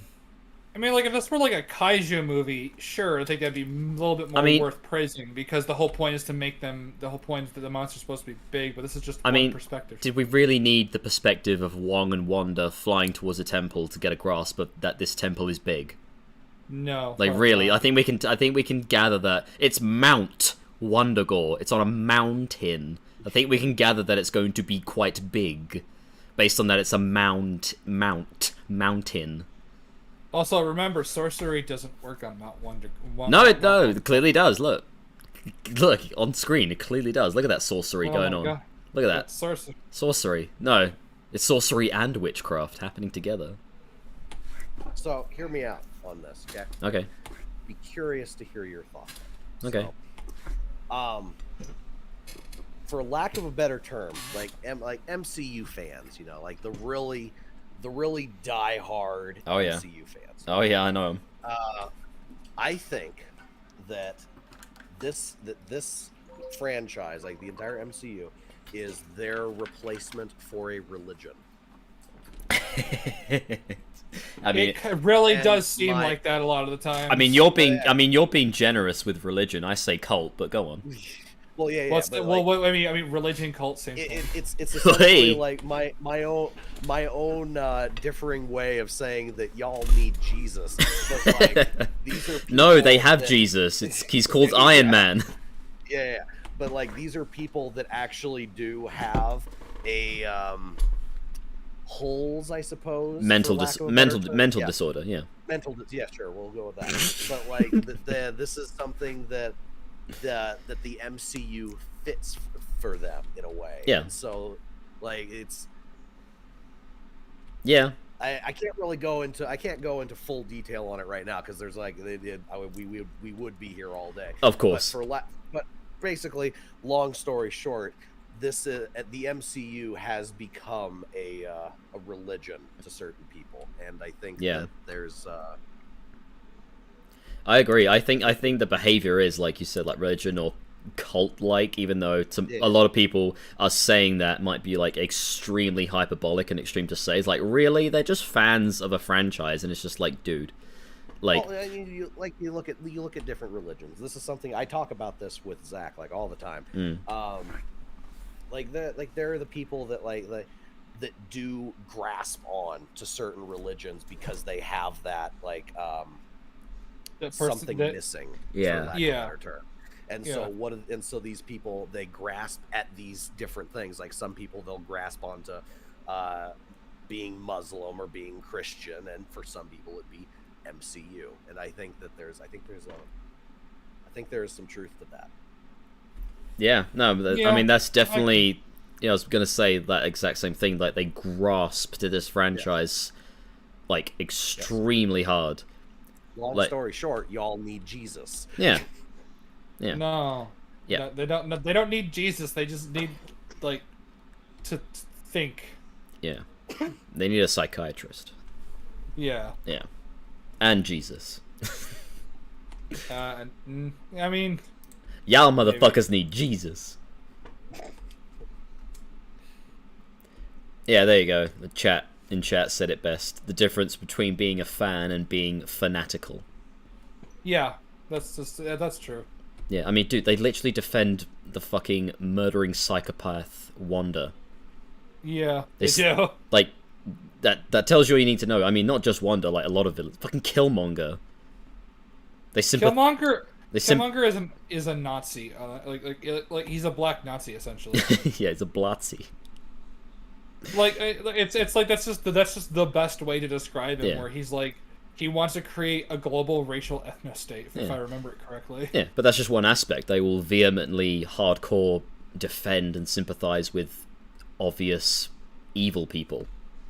So. I mean, freaking Thanos was more sympathetic in the sense of like. Well, you understood Thanos at least. Yeah, I wouldn't say. I can kind of. I understand him. It's like eugenics never works. He did. But... He didn't want to murder for murder's sake. Yeah. Like he had a goal. But yeah, but we understood. Yeah, and the film understood. Yeah, this is wrong. Yes. Because villain. But yeah, anyway. But he also didn't like take relish into murdering people. He liked fighting, but he didn't like killing. Yeah, I mean, Jesus, I mean, he fucking broke down in tears at the thought of sacrificing Gamora. Yeah. And it's just like this kid, like this girl he adopted / kidnapped to be his pseudo daughter, and he still cared about her.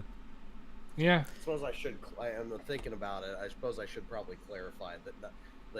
I'm not saying that everybody who has a religion has something missing. I should probably clarify that. I see some people possibly misunderstanding that. Sure. I'm saying that there are people that do have things missing, and that's what they grasp to. Yes. Yeah. Wong goes from ready to defend to ready to fight in a split second. Ding. He wants to defend himself from demons. And he's ready for a fight. Wow, so Wong. That's so Wong. Classic Wong. Yeah. Ding. Ding. He's ready for a fight. Ding. Swords. Ding. How can he use sorcery when in this place that he says he can't use sorcery? Don't think about it. Moving on. Ding. Ding. That trauma is deep because this would be a real "are we the baddies" moment for just about anyone else. What was that sentence? The trauma is deep, and this moment would be an "are we the baddies" moment. I thought it would have been like fucking ages ago when she was killing people. You know, Kratos' trauma in during the Greek era from what he suffered does not justify a lot of his choices being horrendously awful. Yeah. And that's a big point in the newer games where it's like, no, I mean like I was a really bad person back in those days. Yeah, Kratos acknowledges that. Yeah. But yeah, I guess according to CinemaWins, Wanda only now is like, oh my god, am I a villain? I've been murdering innocent people this whole time, but now this is a throne for the Scarlet Witch. Oh, I am a villain. Okay. Like Bakugo acknowledges him bullying Deku was wrong, and then he basically saves him from death by getting impaled himself. Yeah. Spoilers. Yeah. Fucking Bakugo can acknowledge when he's being a dick. Wanda's just like, ugh, whatever. This isn't a tomb.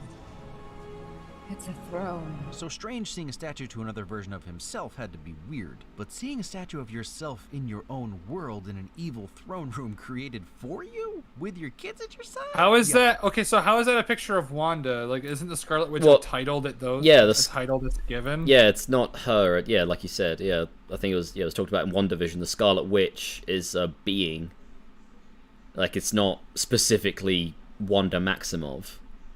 Yeah, it's because WandaVision went into like the backstory of witches like in the medieval times, and the Darkhold was created like eons ago, or this temple was.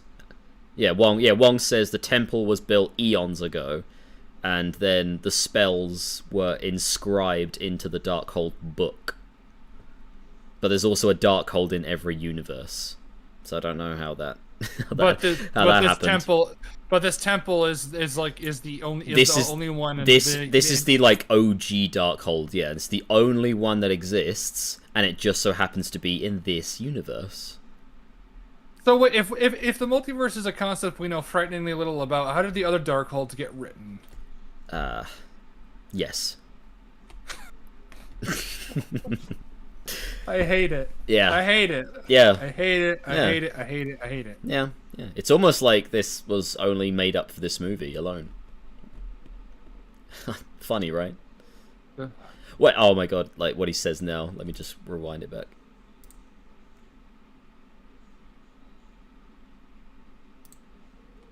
Oh, and also he says, like, seeing a statue of yourself and other, like, Strange seeing a statue of himself had to be weird. And it's like, yeah, but it's a statue of that universe is Strange. It's not, like, him.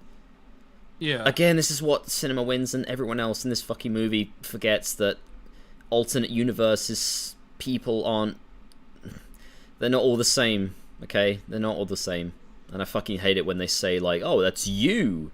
And it's like, oh, it's you. It's like, no. Like Rick and Morty actually decided to go, it's like there's like a handful of universes where that is the case, but there's very few and far between. Yeah. Just because of the infinite possibilities means that infinite. Yeah. Infinite means there's infinite kind of does the work for you. There's just infinite possibilities. Every single version of you that could possibly exist will exist. Yeah. Like, and like they can't even grasp that concept. And it's just like every single one we see, they're all the same. Is it your side? Yeah, I'd be able to. You can only ignore the signs for so long. I'd be evil too. Wow. Wow, it's that easy for you to turn. You see a cave drawing of yourself on the wall, and you're like, "All right, I will be evil. I have no agency." Yeah, that's so fucking dumb. Wouldn't the natural response be, "No, that's not me. I'm not evil. I'm not bad." Well, funny you should say that, because that's kind of what the movie Wanda tries to do. Like, oh, but that's not what I want. But, I mean. But she's been killing people up to this point. Yeah, she has murdered a bunch of innocent people. Yeah, and using the Darkhold and wearing, you know, the headdress and basically looking and acting like the Scarlet Witch. Mm-hmm. Yeah. Ultron is still a jerk in 838. Baron Calm. Okay. It's not. It's win? Yeah, I guess because the robots shoved him. Ultron is still. No. Wouldn't Ultron be better because Ultron is working as intended? Whereas in the I'm not calling it 616. Fuck you. Whereas in the MCU universe, like Ultron, decided to read 4chan and go insane. Yeah, but I mean, even this working as intended, Ultron is shit. Mm-hmm. This Ultron is just a collection of security robots that are fucking inept. Yeah. So it's just like actually, how cool would it be if Ultron was actually a member of the Illuminati? Ooh, doing good. That would be because he's good, because he's under control. Yeah, but he'd maybe have more of his classic design from the comics, but which has a kind of a nice contrast. I don't know. It'd be neat because it's like, I was made to protect the world, and that's what I do. Yeah, and because he's an AI, he can make like certain decisions himself. So they would let him have a certain level of agency. Mm-hmm. But ultimately, they're not going to let him go riot because he is a creation, like AI robots. They're not going to let him do whatever he wants. And you could have an interesting conversation with this version. Imagine if the Hulk was in this and you had that, and then they could have a conversation. Dude, and then I know I don't want them to ruin more characters, but it just makes sense that Iron Man would be on this team. Yeah. Well, one, he is one of the smartest in the world, but also if Ultron is there, and this is something that I can't remember if it was one of the writers or one of the producers of this movie said, like you said, this version of Ultron is Tony Stark. I think they literally said, yes, Tony Stark made Ultron, and this is a universe where Ultron worked, and Tony Stark made him. So Tony Stark exists in this universe, but he's not on the Illuminati. But Ultron defends the Illuminati. Yeah, but I'm talking about the actual Ultron robot himself is on the Illuminati, the main body. Yeah. He's just like I mean he has full sentience and he just wants to do the right thing. And I get that. You could have done so much. Yeah, I get that. It's just funny that Tony Stark built him, but Tony Stark isn't there. Yeah, and then if you actually decided to go, all right, let's get Bruce on this, and you had the Ultron on the Illuminati, you could have had that conversation with Ultron and go, wow, you actually work here? And he goes, well, yeah, of course. What happened in your universe that made me want to go kill everybody? Yeah, I'm based in this universe. Your Ultron was cringe. Yeah. The Ultron in this universe didn't stop at 4chan. He went on to found Pole. he wiped out every website. He went to Reddit. He went to Tumblr. He came for it all. No. In this universe, Twitter and all that, and social media isn't fucking awful. It's actually quite good. Yeah. Yeah, Ultron says that. He's like, our universe's social media is based. Yours is cringe. Yeah.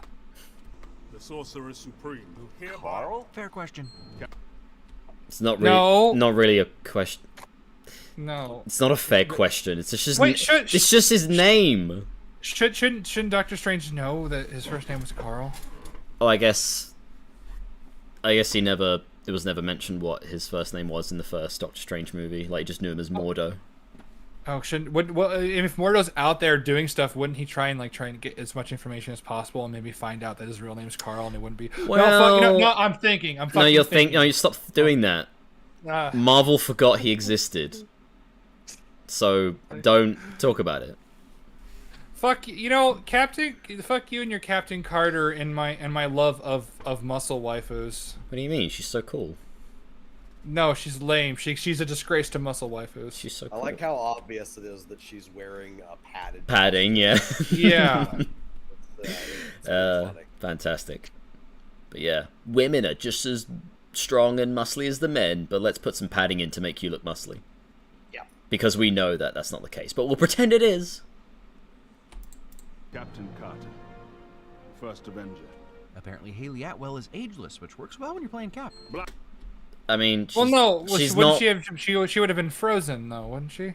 Yeah, and she's not that old. Yeah.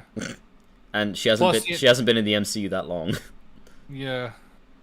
I mean, she debuted a while ago, like that was a decade ago, but she wasn't that old then, so she's not that old now. Yeah. Like, it would just say she's hot. She is. Yeah. No, that's yeah.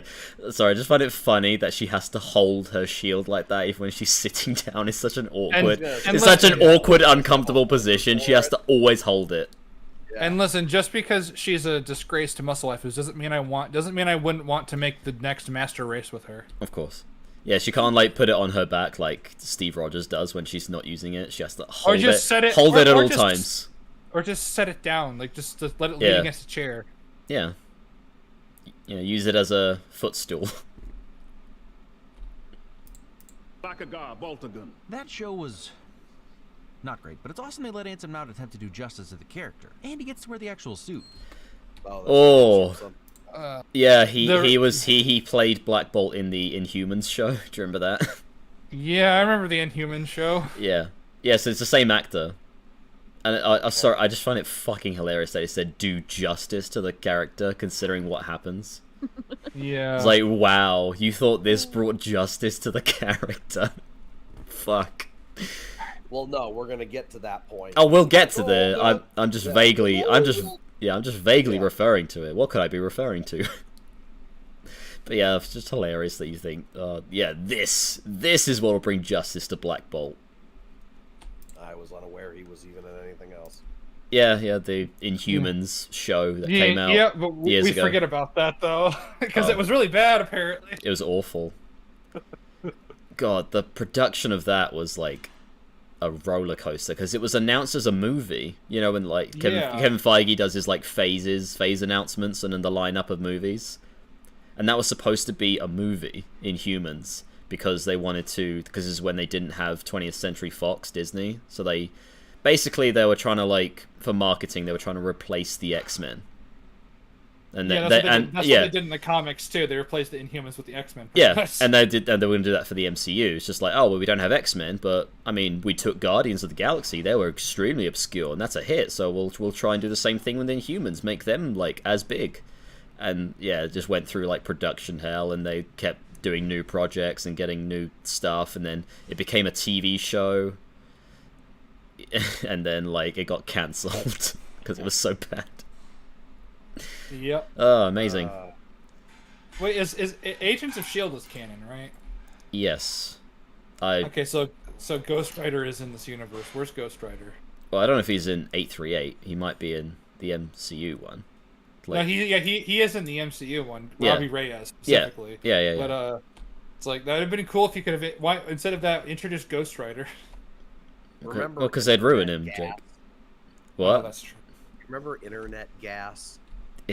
Oh, the new Guardians. Fuck off. Fucking Safe Space and Snowflake. Internet gas. Internet Yes. gas. Yes. Yeah, good times. Internet gas turned him into a At the very superhero. least, at the Too very bad least, that, they're making their new characters cringe instead of making established characters cringe. I'll give them that. Well, they tend to do that sometimes. That didn't last.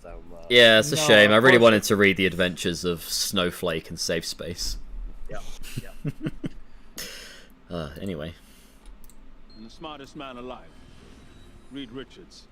Oh, John definition of Krasinski. fan service, Smartest and I've man got zero. alive.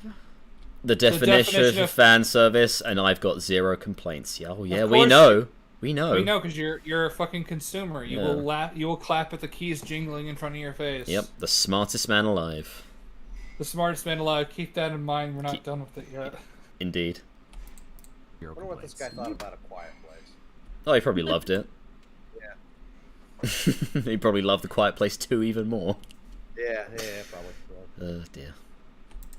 I was not prepared for how bad the second one would be.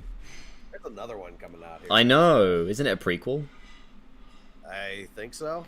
I haven't looked into it very much at all. I remember seeing that it's called A Quiet Place Day 1 or something.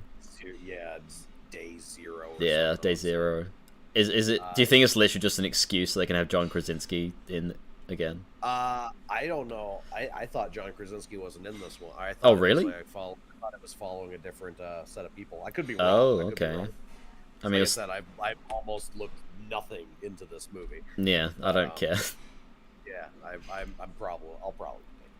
Yeah, that'll be fun. You're probably gonna end up watching it. I'm not gonna lie. Hooray! Yeah. Can't wait. Yeah. 2023 can't come soon enough. Oh yeah. You guys chart in the 60s. Kinda. Is this a joke? Duh. Okay. Service, and I've got 0 complaints. Didn't you guys chart in the 60s? Kinda. Is this a joke to you? That's not a win. No, it is. It's not a win. It's funny. It's like, did you guys chart in the 60s? It's like, oh, referencing the fact that the comic started in the 60s. Yeah, okay. Yeah. Yeah, it's funny. It's comedy. There with a fork on his head, so yeah, a little bit. Again, fair. No, that's not fair. Shut up. And again, Plus, like you and Mahler said, what is it with every universe's Captain Marvel being a smug asshole? yeah, that mantle is cursed.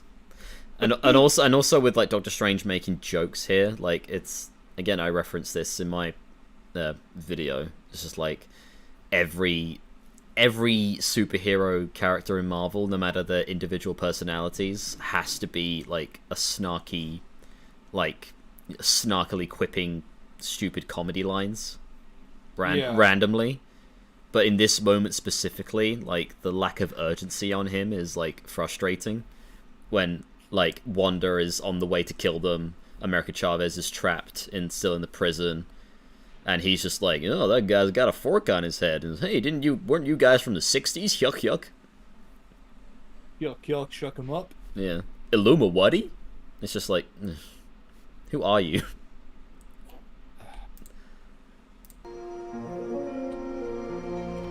Oh, fuck oh, off. let's see. Yeah. Well, I was just Fuck about to you. say, let's see how. Don't you dare play that theme song. Don't you dare they're gonna play that theme song. Well, aren't you excited for the X-Men '97 show coming out on Disney Plus? No, I want to kill myself. They're gonna continue the good quality of the X-Men show on Disney Plus. Are you ready for that? Is it gonna be cartoon or live action? It's cartoon. Okay, It's so basically it's a continuation of the show. No, I don't. I think it's gonna be shit. Yeah, it's called X-Men '97. It's basically Batman the animated series, but with the X-Men. Yeah. Okay, it's gonna be terrible. Yeah. Yeah. Yeah. Yeah. Yeah, basically. Yeah. Diddle-diddle-diddle. Like the X-Men show managed to hold. You haven't seen it, the X-Men show from the '90s was actually good. It's really good. Oh yeah, I have no doubt, but this one won't be. No, it won't. Oh, I think it'll be shit. Have you seen Magneto's costume for the new show? No, I don't want. Look. No, what was wrong? What was wrong with this old one? Nothing. I'm just wondering if you saw the new one. It looks fucking embarrassing. Fine, I'll look it up. Yeah, do it. Hold up. X-Men 97. Magneto. Costume. The anticipation is palpable. I don't see it. I don't see Hang it. on, let me try and find it.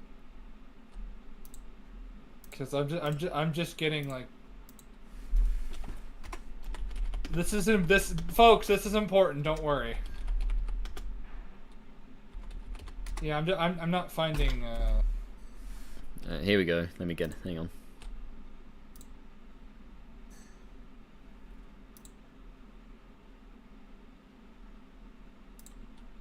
Oh no. Is that it? That's not it, is it? That's not it, is it? That's it, isn't it? Damn it! Why can't I? Dumb. Yeah, fuck off. Here, can you see that? That can't be his costume. That looks so gay. Oh my god, why doesn't he have the helmet that protects him from Xavier's telepathic tismary? That's it. The M stands for Magneto. In case you weren't aware, Oh viewer. wait, no, the whole helmet thing I think wasn't a thing until the movies, so no, it wasn't a thing in the show. No, it was a thing in the show. Oh, it was? Yeah, he had the helmet in the show. He had the helmet in the intro. No, I'm talking about it protecting him from Xavier's telepathy. Oh, specifically for that, yeah. Yeah. Well, Yeah. His helmet was cool. His helmet is his whole like thing. That's the thing. Yeah. It's like when Venom showed up without the spider symbol on his chest. Yeah. No, you don't want to see that. Anyway, let's see how they ruin Professor X. Oh, yes. Look, you know I'm a Jim fan, but the 90s cartoon X... Oh, for fuck's sake. No. Stop seeing this ad. There we go. Imagine not having YouTube Red. I'm not paying to use YouTube. Listen, I mean, like, I kind of caved in to have it just so I could listen to the stuff listen to YouTube while I work. Yeah. Yeah, that's the only reason I really haven't. I honestly should probably get rid of it now because I don't do that as much anymore these days. And as you said, screw giving YouTube money. Oh. And that version of his yellow wheelchair? Not much has got me this pumped in a while. In the infinite. Oh, so pumped for the yellow wheelchair. It's from the show, guys. Clap. No. No, okay, fair enough. Much has got me this pumped in a while. In the infinite multiverse, there's a cure for every illness. A solution to every problem. There are helicopter moms. How will you know where you can go, though? If there's an infinite amount of universes, you won't know where to go. Magic. What if, like, what if your kid has cancer and like it's terminal? Magic. And it's like, okay, well, let me go and get it. But like, by the time you find it, your kid might die. Magic. By the way, also a whole bunch of incursions, so a lot of universes are going to be destroyed. But that's, you know. No. Magic. I'm so glad I did not watch this movie. Alright, don't rub it in. Every problem. There are helicopter moms who fix problems for their kids, lawnmower moms who prevent problems for their kids, and then there are Scarlet Witch moms who will murder everyone across the multiverse to make their kids immortal. What? Did he give that 2 dings? Like, he definitely gave it a ding. Why is that a win? Because that's not a win. That's just you're emphasizing Wanda as a character is ruined. Parenting, ding. It's just like she would murder people to try and keep her fake children alive. Ding. I mean, like it's not even necessarily like, oh, you just hurt my kid, I'm going to kill you now. It's oh, my kid might be sick, I'm going to murder someone completely unrelated to my children in order to get my children. Yeah, ding. And also, it's just hilariously stupid, that line of logic, because Wong is like, why take her power? Why not just, like, you know, be with your kids? And it's just like, oh, what if my kids get sick? I have to travel the I have to travel. No, she has to travel the multiverse to acquire a cure for whatever illness they have, because in that universe there might not be a cure for whatever illness they have. So yeah, there you go. I hate it. I hate it logical so through much. line. Yeah, logical through line. I was meant to rule everything, but that's not what I want. I just want my boys. That one line is also an interesting. They're not your boys. Psyche. No, it's an interesting glimpse into her psyche. No, it's not. It's not an interesting glimpse into her psyche. She's literally just like, no, I don't want to rule anything. I just want my children that I made up that are real in other universes. I was like, okay. Yeah. When she says her children, she means this other Wanda's children. But I will say they're mine. Basically. Like, I'm sorry, Wanda, you're not entitled to children. That one line is also fucking classic white woman shit right there. yeah. Scarlet Witch is a Karen. She is a Karen, yeah. Glimpse into her psyche. This whole time she keeps claiming it's about the kids, but also, by the way, no big deal, this stone carving means I should rule everything, but don't worry, I won't, because I'm totally not having a psychotic break caused by trauma. I hate this. Oh sorry, I'm sorry, what was that? What was that sentence supposed to conclude? Are we really getting to the point where it's like, oh, trauma justifies his atrocities? Like, yeah, I mean, he's just gonna keep going. Trauma, deep trauma, very deep trauma. Like Aaron's trauma doesn't justify him genociding the planet. It's the fact that, like, you can potentially justify it because, you know, he's protecting his friends and family. I work with somebody who is like this man. Oh, really? Yeah. He keeps recommending that I watch Coco. Oh, okay. I mean, Coco's good. Yeah. I mean, it's good, but that's random. No, wait. No, it's not Coco. Not Coco. What? It's another one. Moana? No.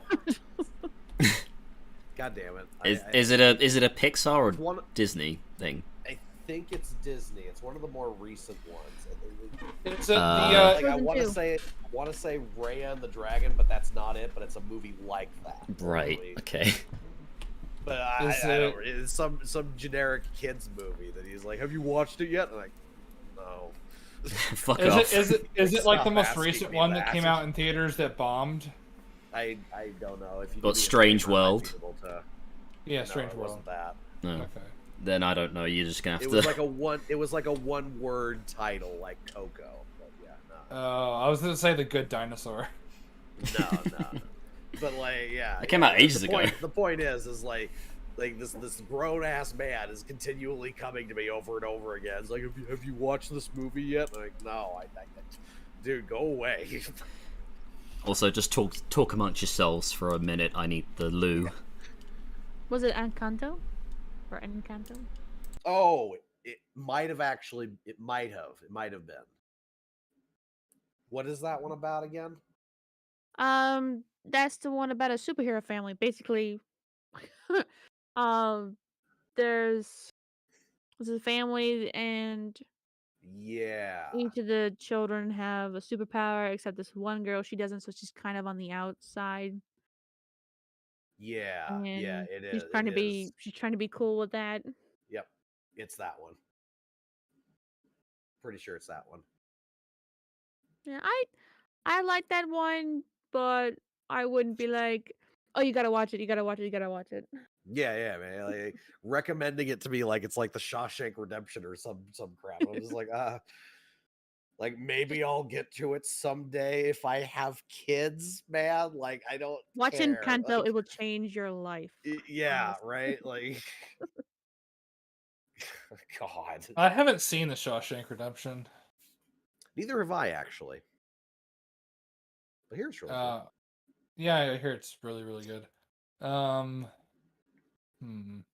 So are you going to start the Dark Tower over then? I Jake? kind of don't want to because I know, knowing me, like once I finish the one book, I'm like, okay, then I won't go to the second one right away and start it. I think I might just go to the sixth one and continue on. Fair enough. Fair enough. Because I remember enough, I believe. I'll be curious to hear what you think about the ending when you get to it. Yeah, because I might need to because I might forget a few things, but I think I remember enough. All right, is the video over yet? Yes. No, I'm sorry. We were waiting for part. you. Shit. Yeah. All right, let's soldier on. There are worlds where you are together. Is that not enough? No. Nope. Honesty. Honesty. No. Honesty. No.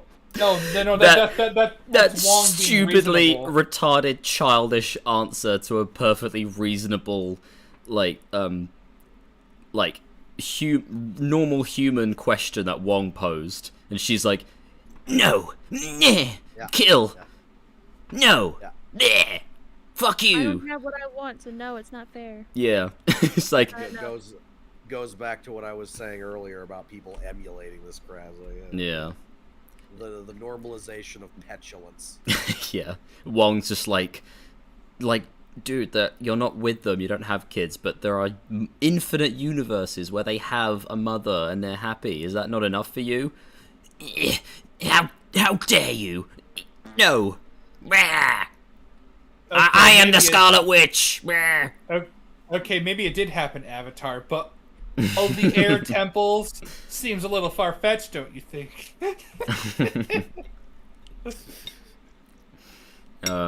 Honesty. Ding. Fuck me. Extreme honesty. What? What? Wait. What? What? What? CinemaWins, explain, please. What do you mean? Wong falling to his death. Extreme honesty. Huh? Oh, I bet because it's like an extension. I get what it was. He was doing a crappy joke and it didn't like. Oh, can you explain the joke? So he was, because she said no, and that's honesty, and then she threw him off the cliff, and that's extreme honesty. That's what it was. I don't get the joke. Yes, no, I still don't get it, even after you've explained it. That's the joke. Yeah. Okay. I guess I can still know. I'm too stupid to understand this high IQ comedy. Yeah. I wonder if he's going to comment on... Yeah, no, because it threw me off too, because like for some reason it made it sound like it was like the whip he was referring to. Yeah, he said it right after we said it when Wong was on screen. But no. He was referring to the fact that Wanda threw him off of the cliff. Okay. As extreme honesty. Extreme honesty. That's what you call that. Yeah. So the next time I push someone off a cliff, I'm just gonna be like, it's extreme honesty. Yeah. That's I feel like that may be more she's mad at what he said to her. Yeah. So she throws him off a cliff. Yeah, it's more like petulant rage rather than honesty. Like, how dare you suggest I be happy with different versions of myself? How dare you? How dare you? Yeah. And so basically, he counted that one moment as 2 points in the movie's favor. Oh yeah. It was really cool. It was a really good scene. Yeah. Yeah. Yeah. I feel like he's cheating. No. No, because there were two separate cuts, so they count as 2 separate moments. Extreme honesty. Yeah. Ding. Ha! The dominoes are falling into place, or just falling. Wait. Is that? How is that a win? I don't know. Why is that worth your time to edit and put that in as commentary? Dominoes fell. Ding! Fuck. Ah, dear. You even see the waves coming from the professor's head, just like in the cartoons. Oh my god, clap! clap. It's like the cartoons. Clap. Mind waves. No. Okay. Nice touch to give him the dark finger thing going on that Wanda and Agatha had. I'm sorry. Sorry, Well, not yeah, 'cause sorry. he used But the dark hold. Yeah. Nice touch. Like, well, yeah, that's what He happens. used it more than once. That's Oh, nice touch. Nice subtle detail. What is that thing behind them? It's well, that big star thing. Yeah. That is Starro from the DC. Yeah. Yes. Yeah, Starro the Conqueror. When I saw Yeah. it. Well, the planet they're on is Titan, where Thanos is from, and these are like buildings and spaceships from Titan. Because this like same kind of like setting was similar in Infinity War. Like you had these like random star things in the background that are supposed to be like With space. really awful green screen. I mean, Infinity War is actually good visual effects. No, I'm talking about this movie. Yeah. Same setting, but this one has worse visuals. I really like this fucking Minority Report shit where it's like, well, Steven, you helped save the fucking universe. But you see, you use the Darkhold, and that's a no-no, even though you realize your mistake and you're not going to ever do it again, so we're just going to kill you. Yeah, well, yeah, that's like what they do with Our Strange. Like, Peggy's like, oh, we made the difficult choice because we knew what Our Strange was capable of, and then she pauses and she's like, or what perhaps every Doctor Strange is capable of. It's like, oh, you mean, okay, so you mean saving the universe. Yeah, alright, so that should... Yeah, and they just want to drill in home what I find so frustrating about this movie is the whole everyone is the same, especially Doctor Strange. He's the same. He's always going to be selfish. He's always going to cause innocent people to be dead because he's holding the knife. He's so selfish, even though he does it to save the universe. And in this universe, the one that they execute, he owned up to it as well. Like, as soon as he realized when he used the Darkhold, as soon as he realized it was a bad thing, he literally stopped using it the second he realized it was causing, like, bad things to happen, and he told the Illuminati about it, and he owned up to it. And he owned up to it, and he fucked up, and he realized, and he stopped using it. So what the fuck is Wanda's excuse if the Darkhold corrupts people? Curious. Oh, because if it doesn't corrupt. Yeah, could it be because it doesn't actually corrupt you and it's all based on your own agency and choices? Because if it did corrupt people, this Doctor Strange wouldn't have done that. He would just keep using it. Yeah. Interesting to think about. Unless you're implying that men are better at controlling themselves than women. Oh yeah, they are. But anyway, moving on. Hear that, Shammy? You're a mistake. Not my words. It's just nature. Yeah. Yeah. Sorry. Like a construction site. It doesn't even look like an alien planet. No, it doesn't. Even though it's all like debris and stuff, it looks like debris from our world, not from an alien planet. Yeah, you're right. I just noticed that on the side. Like it looks like scaffolding on the right, and like a giant tire. Yeah. It's just like, are there bulldozers on Titan? I guess, or whatever. It's like a tire. There might have been equivalent to bulldozers, but I don't know what they would be in this specific spot. Well, Xavier's wheelchair isn't exactly helping, so they're looking like a John Deere tractor. Yeah. Oh my god. Yeah. If you put one of these like the pieces of scrap metal like attached as a wheel, that would fit right in on a construction site. I just imagine put a little crane on it. I just imagine this wheelchair has everything. He has a fucking catheter in his urethra and shit, and he just sticks there all the time. Yeah, fucking Xavier like, Biden. I don't need a diaper. I pee in this and it takes it out. Yeah. I'm like a wizard in the Harry Potter universe. Fucking Charles Biden. Charles Biden. This story, these absolute masters went to Titan all together as a team and pwned Thanos while barely even changing the planet. What? Let me just roll that back because I'm trying to decipher what the fuck he's saying. Oh, I didn't even notice that Thanos was dead there. Oh yeah, they killed Thanos. Yeah, by way of like stabbing him with his own sword. Don't know how that happened. I don't know why that would be the optimal way of killing him, but that's what happened. They used the Book of Ashanti in it. Yeah. I brought that up as well. They used. Oh yeah, he's barely talked about the Book of Ashanti in this video. Fuck.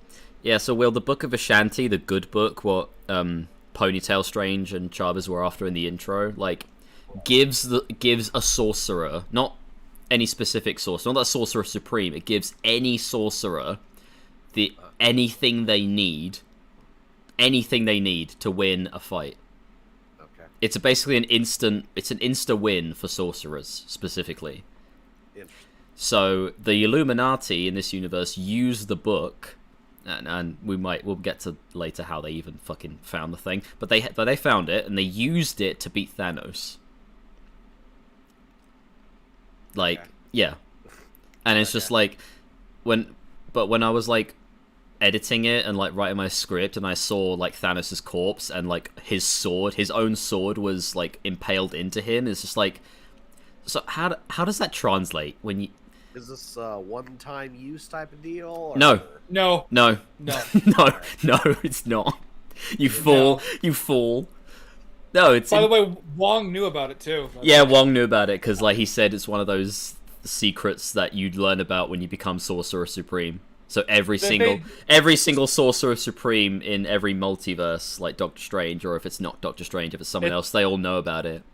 Isn't it also said that they know what it is, but they don't know where it is? Which, how the fuck do you not? It cannot be found, but it can be known or some shit. Yeah, Wong said that as well. Like no one's been able to reach it or something. Seems like they found it pretty quickly in this movie. Yeah, they found it very quickly, almost instantaneously, you could say. Well, no, you're missing a point. You're missing the point. They don't know about it. So they don't know where it is, but they know about it. Yeah. So they know that no one can get to it, which means how do they know about it? Yeah, exactly. Yeah, I got the point. You know, they know about it, but no one's found it. It's not like no one's been able to find it for 1,000 years. No, it's just that no one knows where it is. Period. Yeah. But then, yeah, Ponytail Strange and Chavez find it in the intro somehow. Anyway, but we could talk about the fucking Book of Ashanti multiverse bollocks forever. Wanda and Agatha had. I'm sorry. Sorry, not sorry. But also, I'd like to see this story. These absolute masters went to Titan all together. I would like to purchase this product. I would like to consume this as a Disney Plus series, preferably. And pwned Thanos while barely even changing the planet, dude. Pwned Thanos. They needed a book to pwn him. They didn't even do it themselves. What does he mean, barely even changing the planet? I don't know what the fuck he means, barely changing the planet. Does he mean Titan or Earth? Because Titan looks very much changed. It's not the same. Looks about the same, yeah. Does he mean changing the planet, like, they didn't just... I don't know what he means. I'm not even going to try and decipher, because I don't know what to glean from that sentence. Yeah. But yeah, the Illuminati are shit because they've got Black Bolt. I mean, Black Bolt and Charles Xavier alone can beat Thanos. I love how I love how, because the intention here is that they want to keep building up a power level basically. So it's like, oh, these people are powerful enough to stop Thanos. When in reality, all it does is retroactively make Thanos look more and more like a little bitch. Yeah. Which I just love to see, by the way. I love it when they shit on Thanos post Infinity War and Endgame. I love it. It's great. I sure am glad I don't watch Marvel movies. Yeah, I envy you. Yeah. But yeah, it's even like it's worse than that because they didn't even like I said, they used the book. They didn't even do it themselves. So. Who got slain by his own weapon, and they technically had fewer heroes than the Avengers did if you include Nebula. Which I do, and you should subscribe to. Oh, wow. It's fucking expert segue, dude. Well done. Okay. But again, like, it's meaningless. They use the book. Like, you, like, praising them, like, oh, they did it with less Avengers. It's like, one, thank you for shitting on the past, like what Marvel does regularly. And two, like, no, they use the book. How long do you suppose it took this guy to make this video? Oh, literally half the length of this video. Maybe less. Yeah. This is like looking at that and then looking down at his subscriber count. It's a bit sad, isn't it? Yeah. Yeah. Yeah, I just compare this. I just compare this like 26-minute like like just rambling of like random interspersed comments about this movie, compared to like something I worked on for months. That's 2 hours. Yeah, yeah. And like the view count on there. You and I make content that is too smart for people, Tom, is what I have come. Well, that's what I've always said, you know. Yeah, we would rather have content that inflames the mind and sparks discussion, while not garnering as many views as we would prefer to have. Meanwhile, CinemaWins just does the inverse, where he will just ramble on about nonsensical shit and clap and laugh at mundane, superficial stuff, and get 2.07 million subscribers. Provided, and I think I was very accurate in that joke that I put at the very beginning of my Jurassic World video. Oh, where I was like, welcome to the 12 people who will watch yeah, and yeah, what was it like the yes. The 26 people who will watch this, and 12 people who will finish the whole thing, yeah. And the rest of you are bots. Yeah. Fun. We have fun. Yes. Built a statue. The world needs heroes. You build a statue? Why'd you kill him? You built a statue. It's like, have you put 2 and 2 together? The world needs heroes. Then why don't you simply have the fact that whatever you were going to do is completely nullified by Superior Strange saving the universe? The world needs heroes. Yeah, so why not kill him then? Yeah. How about that? Oh my God! Did they? How much you want to bet they actually lied that he died beating Thanos? But like, why did they kill him? What was the explanation behind that? Because he used the Darkhold, and he might do something bad. Oh, that's bad. All right. Okay. Well, he used the Darkhold, and it destroyed a universe. It caused an incursion. Ah. But he didn't know that would happen, and when it happened, when it did happen, he owned up to it, and he renounced. I mean, yeah, Professor X describes this like he renounced the Darkhold. Like he said, "I'm not using it. That shit is fucked. I'm sorry. I'll own up to it. I didn't know I was going to do that." Basically, which makes him like look better, not worse, as a character. It makes him even more of a hero because he's like, "Oh fuck! Like, can't believe that happened."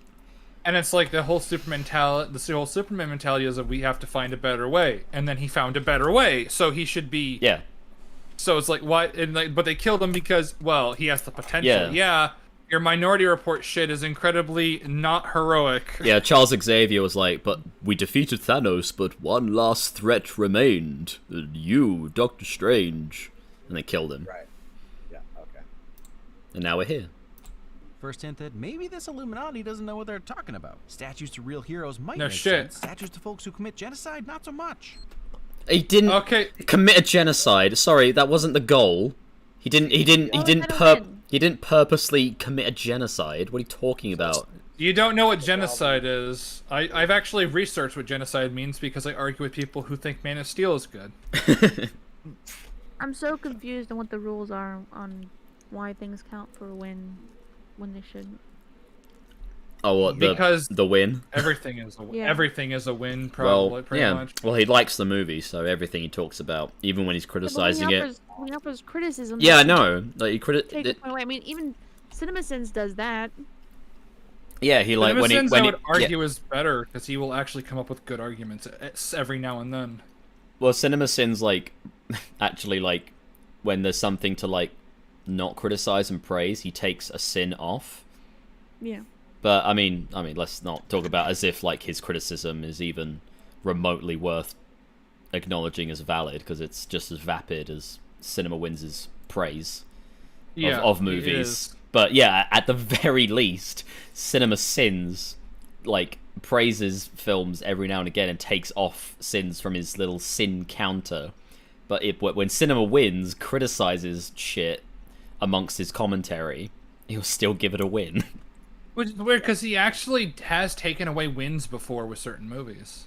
Yeah, but it's just funny that he's clearly critiquing it, like criticizing it, and still adding on the win ding.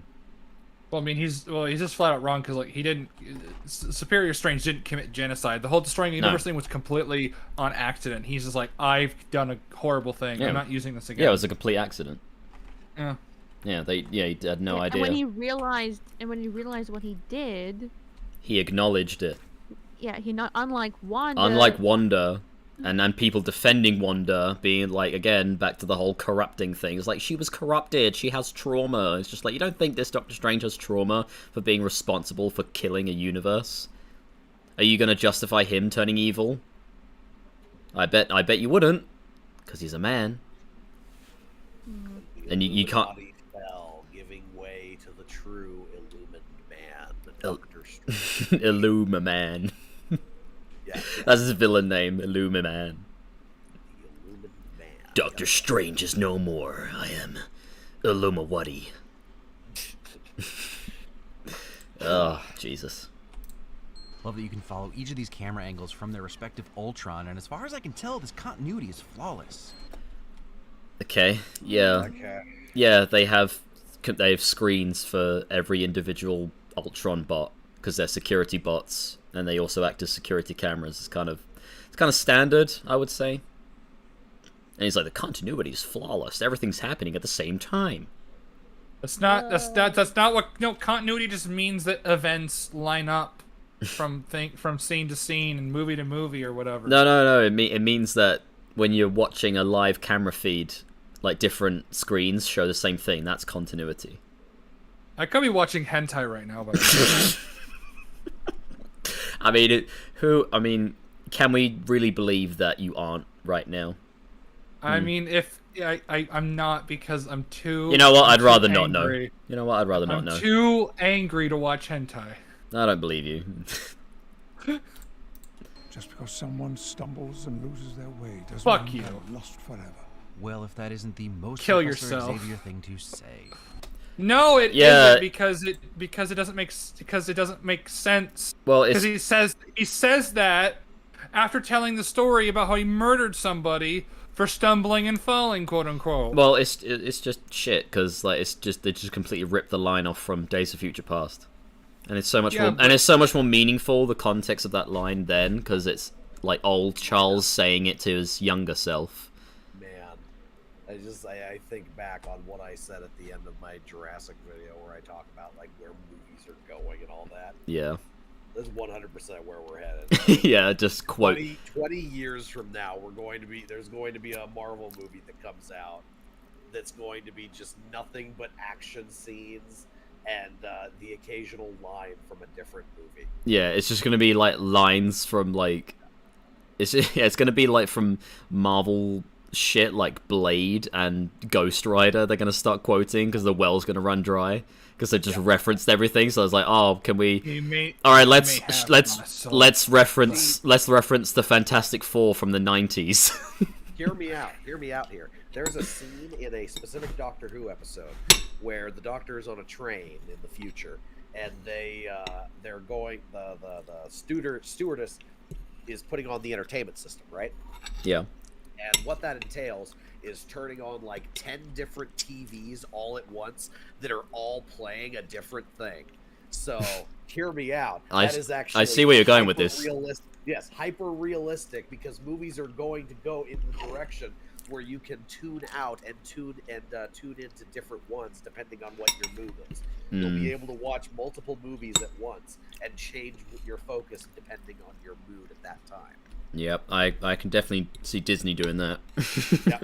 Just being like, well, we don't want our audiences to be sad, so if you're watching a drama and you don't want to deal with that, you can turn on a Disney animated movie. You can switch over to what's going on in this movie. Yeah. And everybody's happy over here. Yeah, look.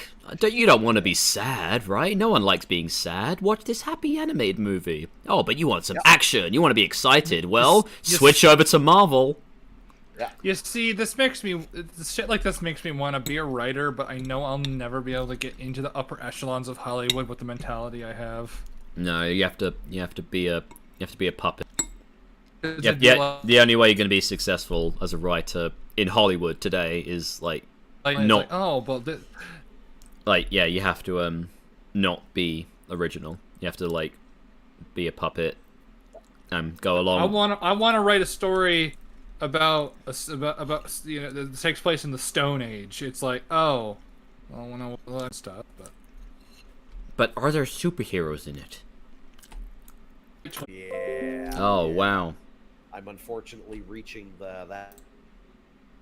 Connecting. Oh no. But yeah, so I don't know. Do we want to stop here and resume another day, or? We can do a part 2.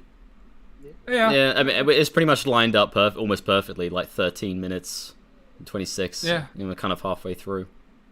Okay. I didn't expect to go this long. Then again, this film is really bad. And this channel is really bad. Well, specifically this video is really bad. Yeah, I do indeed believe you. So it's pretty rough.